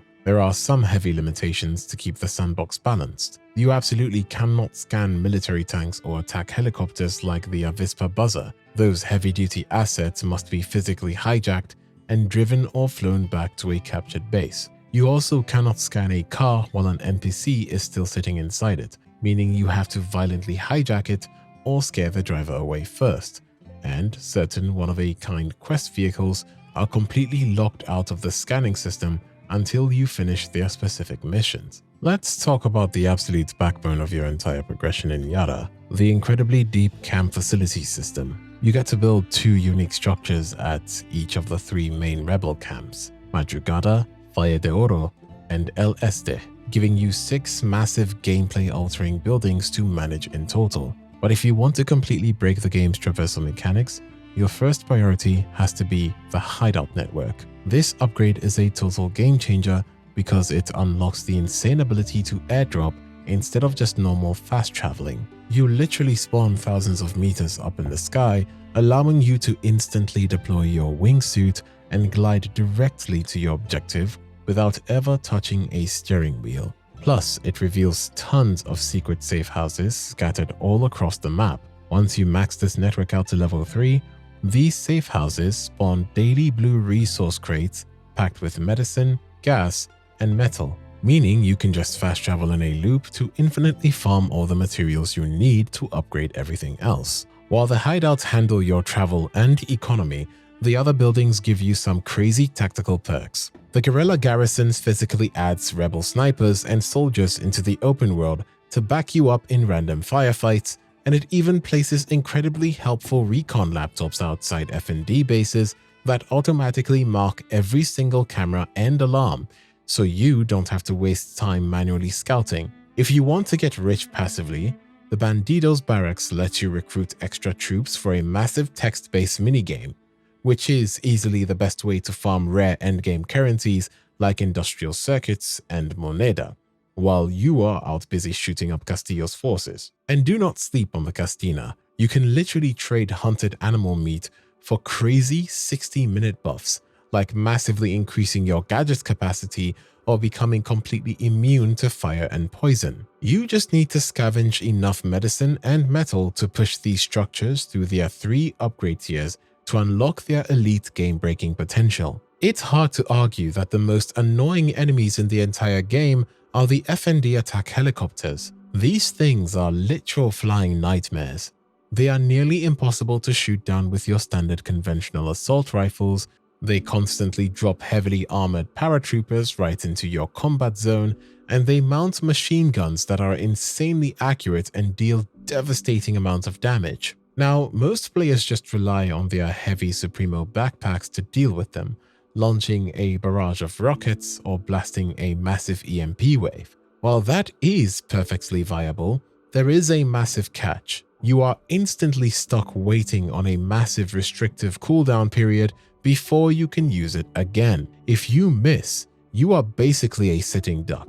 But if you want the absolute best, most efficient method for swatting these metal birds out of the sky without waiting around, you need to grab a standard grenade launcher and mod it to fire sticky EMP grenades. This simple resolver setup completely breaks the vehicle combat loop. Instead of waiting for your Supremo to recharge, you just aim, fire a sticky EMP directly onto the chopper's hull, and watch the magic happen. The electronics instantly fry, the rotor stops spinning, and the entire multi-million-dollar military asset drops out of the sky and violently crushes into the jungle like a literal rock. Because it just uses standard heavy ammo, there is zero cooldown, meaning you can usually and casually wipe out an entire squadron of aerial reinforcements in seconds. If you want to turn your vehicle into a total beast, here is the good news. You can turn it into anything you want based on your taste. The customization options in the game are insane. Building up a massive collection of rides is genuinely just the tip of the iceberg, because the modification mechanics lets you completely weaponize your personal garage. You aren't just slapping on some fresh paint. You can add heavy machine guns to the roof, install automated projectile firing turrets, and equip some serious quality of life upgrades that make navigating the extremely dangerous highways of Yara an absolute breeze. But the best and most satisfying improvement you can possibly weld onto your car is a heavy-duty grill-mounted ram known as Pacat. Once you equip one of these massive steel plows to your front bumper, you completely rewrite how you handle Anton's military infrastructure. You no longer have to nervously hit the brakes or worry about Castillo's soldiers shredding your tires with hidden spike trips and traps. You can just slam the gas pedal to the floor and violently smash straight through those heavily fortified checkpoints effortlessly, obliterating their barricades and turning your customized ride into an unstoppable battering ram that enemies can only dream of stopping. Nearly every single Far Cry title gives you the option to sit on a hill and manually scout out enemy outposts to plan your attack, and Far Cry 6 is absolutely no different, letting you tag targets and points of interest using the zoom feature on Danny's smartphone. But let's be honest, staring through your camera for 10 minutes trying to meticulously tag every single roaming guard and hidden sniper can get incredibly tedious fairly quickly. Well, here is an absolute game-changing secret that most players completely miss. Hidden around the outskirts, guard towers, or command tents of most major military targets, you can actually find a specialized glowing FND laptop or a stationary computer. If you manage to quietly sneak up and interact with this specific terminal, it instantly downloads the base entire internal structure feed directly to your HUD. In one single button press, it automatically reveals and permanently marks every single enemy soldier, security camera, and alarm panel in the entire facility. It completely eliminates the need to manually scan the area with your phone, turning a tedious, slow-paced stealth chore into an instant massive tactical advantage before you start your assault. Far Cry 3 has hands down the most iconic cover in Ubisoft's history. Vaas looks like a total badass with that iconic pose. Did you know that you can recreate that pose in Far Cry 6? If you head over to a very specific, weirdly inconsistent stretch of beach located right on the protruding piece of land sandwiched between Burroughs Bay and Corsario's Cache in the Cape Santa Maria region, you will stumble into one of the coolest hidden secrets in the entire game. This specific beach is actually programmed to randomly change its layout every single time you visit it, meaning you might have to fast travel away and run back a few times to get the exact right spawn. But eventually, you will walk up and find a random bucket just sitting on top of a suspicious mound of sand. If you shoot the bucket off, it reveals a poor guy buried completely up to his neck in the sand. This is a massive direct homage to the legendary cover art of the third game, where Vaas Montenegro is leering menacingly over his own buried victim. But the developers didn't just leave it as a static environmental Easter egg. They actually built it directly into the game's camera system. If you stand right behind the buried guy and open up the game's photo mode, you can cycle through Danny's character stances until you hit pose 9. This specific animation is literally named Vaas, and it makes Danny strike the exact same terrifying crouching pose as the legendary pirate. Considering the studio was already working on the mind-bending DLC that lets you play directly as Vaas, it makes total sense that they would sneak this brilliant interactive tribute into the main campaign for hardcore fans to find and snap the perfect screenshot. Everyone knows that there are actually two endings in the game, good and bad. Earlier, we discussed the bad ending that players can trigger quite early in the game, and then there is the good ending in which Anton dies. It's fair to assume the canon ending is the one where Castillo is defeated, considering Far Cry 6's lengthy campaign all builds up to ridding Yara of Castillo's influence. However, the reappearance of the series' villains could mean the bad ending is the true one. Can the big bad guy from Far Cry 6 actually return? Think about it. The entire Far Cry franchise has always completely centered its marketing and identity around its iconic main villains. From staring at you menacingly right on the box art, to stealing every single cinematic scene they are in, the bad guys are undeniably the true stars of the series. Anton Castillo perfectly continues that legendary legacy established by Vaas Montenegro, Pagan Min, and Joseph Seed. Thanks to his deeply fractured childhood and Giancarlo Esposito's incredibly charismatic, ruthless performance, Anton serves as the ultimate terrifying foil to Danny Rojas's heroics. And bringing back supposedly dead antagonists is literally Ubisoft's favorite trick. Just look at Far Cry 6 alone. Vaas makes a mind-blowing surprise post-credits return as the mysterious smuggler, despite supposedly dying years ago on Rook Island, and Far Cry 4's flamboyant director Pagan Min is literally plastered all over Yaran magazine covers, even though his game ended with him getting shot or blown up in a helicopter. They even miraculously revived Boomer the dog after the literal nuclear devastation of Hope County in Far Cry 5. It proves that absolutely no one in this franchise is ever truly dead, if the fans love them enough. Castillo is easily the next in line for such a glorious return, but there is one massive real-world caveat blocking his resurrection. The only real roadblock to Anton making a grand return is the actor himself. Snagging Giancarlo Esposito was a colossal pull for the studio, especially considering his insane high-profile popularity exploding after legendary roles like Gus Fring in Breaking Bad and Moff Gideon in The Mandalorian. The man is in ridiculously high demand in Hollywood, meaning it could be a complete logistical nightmare for Ubisoft to actually secure his schedule for a future game. Plus, you could argue his story had a pretty complete thematic conclusion, but honestly, you can never say never. If Esposito actually enjoyed playing the ruthless dictator enough to clear his calendar for another round, Ubisoft wouldn't hesitate for a single second. Castillo is already hailed as one of the best antagonists the series has ever seen, so as long as Esposito is willing and available, there is a massive chance the developers will actually make that secret Miami survival ending or some crazy unknown continuity the official canon just to keep the line of Yara roaring. Another fan-favorite vehicle makes a glorious return from the older games, the legendary buzzer from Far Cry 4. If you played that classic title, you already know exactly why this tiny open-air gyrocopter is so beloved.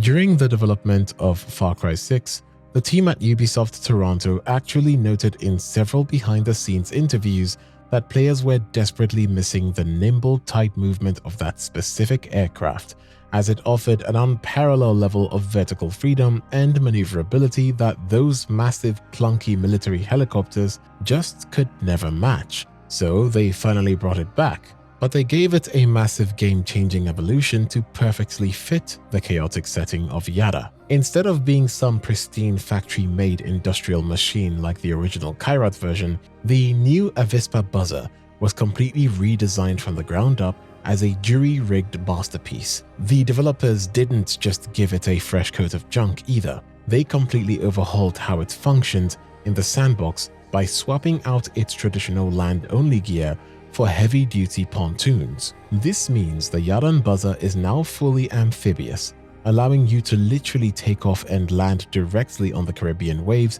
which gives you a massive tactical advantage when you need to quietly approach and infiltrate Anton's heavily guarded offshore oil rigs without instantly sinking. On top of that, because this little gyrocopter is so small and incredibly quiet compared to a roaring military gunship, it acts as the ultimate stealth transport. You can skim right above the jungle canopy, staying completely under the radar of Anton Castillo's deadly anti-aircraft cannons for much longer than you ever could in a standard fixed-wing plane. While both generational versions still restrict you to using only your driver's sidearms for armament and remain relatively fragile in a heavy firefight, the Far Cry 6 Avispa buzzer features vastly improved handling over its extremely fragile Far Cry 4 predecessor. If you want to add this amphibious masterpiece to your collection, you can almost always find one guaranteed to spawn at the Lusania airstrip in the Madrugada region. Even better, if you spot one parked at a civilian guerrilla hideout, you can just pull out your smartphone and use that secret scanning trick we talked about earlier to permanently unlock it for your digital garage forever. Usually, video game Easter eggs are super niche inside jokes that only hardcore fans of a specific franchise will actually get. But the developers of Far Cry 6 slipped in a brilliantly hilarious, universally funny secret that requires absolutely zero prior knowledge of other Ubisoft titles. All you need is a high-powered sniper rifle and a sense of humor. When you take on the awesome Yaran story side quest called Stealing Home, a character named Freddy Fonseca Jr. tasks you with infiltrating heavily guarded military zones to steal his famous father's prized baseball memorabilia, including his lucky glove, his historic jersey, and even his old jockstrap. Each of these stolen display cases features a tiny official-looking golden plaque at the base. Naturally, curious players are going to walk right up and try to read the deep lore written on them, only to find that the text is ridiculously microscopic and completely blurred out to the naked eye. Most people would just grab the loot, assume it is just a lazy, low-resolution environmental texture, and run away. But if you actually think outside the box, step back, equip a sniper rifle, and aim your highest magnification scope directly at the jersey's tiny plaque, the blurry lines suddenly render into perfectly legible text. So, what profound, deeply emotional piece of Yaran baseball history did the developers hide there? The plaque literally just reads, "This text is so small you can't read it." That is the entire joke. The team absolutely knew that hardcore completionists would go out of their way to squint at random environmental textures, so they deliberately trolled the entire community with a microscopic punchline that literally requires military-grade assassination optics to read. If you love different kinds of pistols, this one is for you. I am talking about the game-changing Rank 3 unique P226 variant known as the Lethal Dose. This isn't just some standard sidearm with a fancy paint job. It is a high-utility tactical beast designed specifically to completely break the game's combat loop. It comes pre-equipped with a crisp micro-reflex sight for lightning-fast target acquisition, an extended mag holding 13 rounds, and devastating soft target rounds that will absolutely melt unarmored enemies. But the craziest feature of this gun, and the real reason it deserves a permanent spot in your holster, is the overpowered reload all mod. If you completely empty a massive, painfully slow reloading LMG or a heavy rocket launcher during a chaotic base assault, you don't have to sit behind cover waiting for a massive clunky reload animation. You just quick swap to the lethal dose, pop in a fresh magazine, and it miraculously auto-reloads every single heavy weapon in your entire inventory instantly. To actually get your hands on this overpowered masterpiece, you have to complete one of the most hilarious, weirdest treasure hunts in the entire game, called the Mongoose and the Man, located over in the coastal town of Siniestra in the Madrugada region. You start by reading a note at a barricaded stilt house surrounded by razor wire. Blast the padlock off the front gate to get inside the yard, and grab a key sitting on a small table right next to the back brick shed. But the second you unlock that shed door, an incredibly aggressive, bloodthirsty mongoose named La Comadreja bursts out and makes a frantic run for it. You literally have to chase this crazy, screeching little animal through the entire town and take it out, because it actually swallowed the stash key. Once you loot the slimy key from its tiny body, you just head upstairs in the main house, unlock the glowing chest on the table, and claim your ultimate fast reloading prize. The world of Yara is heavily inspired by the real-world Cuba, and Ubisoft's team conducted incredibly detailed research to make a one-on-one replica of it. To build this deeply immersive fictional nation, the developers at Ubisoft Toronto actually spent nearly 5 years doing intense research, which even included a massive month-long immersion trip straight to the heart of the country. They didn't just walk around taking pictures. They brought in heavy-hitting historical and cultural consultants who had actually lived through or fought in the real revolutions of the late 1950s and early 60s. Narrative director Naveed Kavari wanted to completely avoid a boring binary good versus evil political statement, so these consultants actively pushed the team to tackle heavy, complex real-world issues like the brutal rise of fascism, the human cost of imperialism, and the messy reality of forced labor and fake elections. The coolest thing these consultants introduced to the developers was the deep cultural concept of Resolver, a literal mindset of chaotic improvisation and extreme resourcefulness born from decades of intense scarcity and strict trade embargoes, which became the entire foundation for Danny's insane DIY weapon and great crafting mechanics. On the artistic side, historians and architectural experts helped meticulously model stunning Yaran locations directly after real Cuban landmarks, transforming the iconic Hotel Nacional into the Hotel Paraiso and the Havana Cathedral into the Esperanza Cathedral. They even brought in renowned Cuban composer Hilario Duran to work with the audio team, filling the streets with authentic cha-cha-cha salsa and bolero music to perfectly capture the societal hierarchy and vibrant vibe of the Caribbean. If you look closely at the lore, the game is absolutely packed with brilliant one-to-one historical analogs that ground the crazy sandbox in reality, heavily basing the ruthless dictator Anton Castillo on the real-world tyrant Fulgencio Batista, mirroring Cuba's actual success in developing unique medical vaccines with a Viviro cancer drug, nodding to Canada's history of open economic ties despite US embargoes with the character Sean McKay, and writing the aging legends of 67 as direct analogues to actual fighters of the 1959 Cuban Revolution. The post-credit scene shows that Vaz is actually alive and well,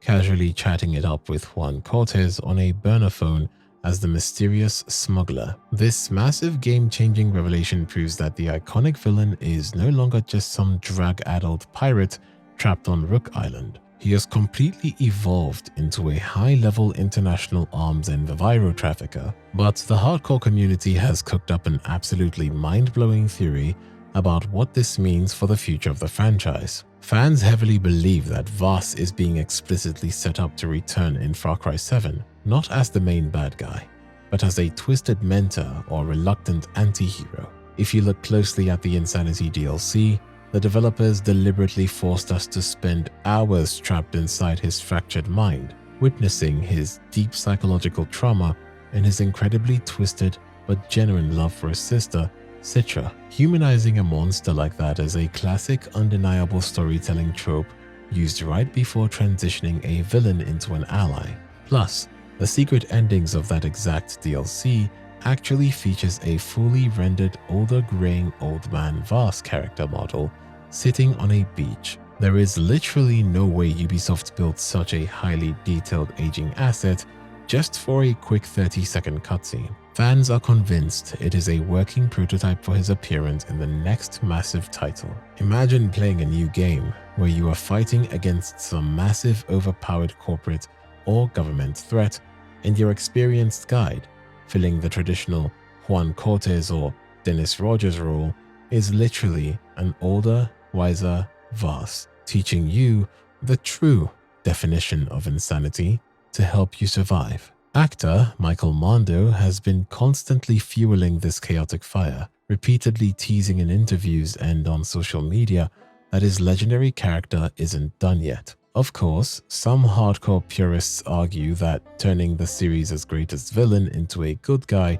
would completely ruin his legacy, suggesting instead that he is actually being positioned as the ultimate shadow antagonist, pulling the dark strings behind the scenes of the entire franchise. Personally, I think this might be the only way to revive this franchise. Finally, the main question is, what will be the next setting of the game, and what new features will the game introduce? In a Far Cry game, the setting of the game is the most talked about topic, and previously, we have seen spectacular environments from Nepal to America to Cuba. What's next now? There are a lot of rumors going around regarding the latest Far Cry setting, and to be honest, some of them are wild shots. The next massive mainline entry is reportedly internally condemned Project Blackbird, and rumors suggest Ubisoft is completely ditching their ancient Dunia engine to build this entirely new world on the graphical powerhouse that is the Snowdrop engine. But the craziest part is the rumored gameplay loop. Instead of a traditional casual open world sandbox where you can just wander around forever, the game is introducing a high-stakes, incredibly stressful countdown mechanic. The entire non-linear plot allegedly revolves around rescuing your kidnapped family from a sinister, overarching conspiracy group known as the Sons of Truth. Here is the insane catch. You supposedly have a strict limit of exactly 72 in-game hours, which translates roughly to 24 real-time hours to complete the rescue. And that ticking clock only ever pauses when you are hiding safely inside a safe house. The consequences are brutally dynamic. If you are too slow or make the wrong tactical choices, your family members can literally be killed off, permanently altering the game's ending. This is something Far Cry games have never seen. To actually track them down, you will have to use a brand new complex interrogation system where captured enemies can actually lie directly to your face, stay completely quiet, or even attempt a desperate escape. As for where this terrifying ticking clock thriller will actually take place, leaks point to two main North American regions. Early rumors suggested a crazy Succession-style power struggle involving a wealthy family named the Bennetts up in New England. But recent massive data mines and asset leaks have heavily shifted the community's focus to the brutal freezing wilderness of Alaska, promising intense survival mechanics against extreme weather and literal polar bear attacks. That's it guys for Far Cry 6. If you enjoyed this one and want to watch another video, I suggest watching 2 hours of Resident Evil Requiem facts. It should be on your screen right about now. Just click it and I'll see you there.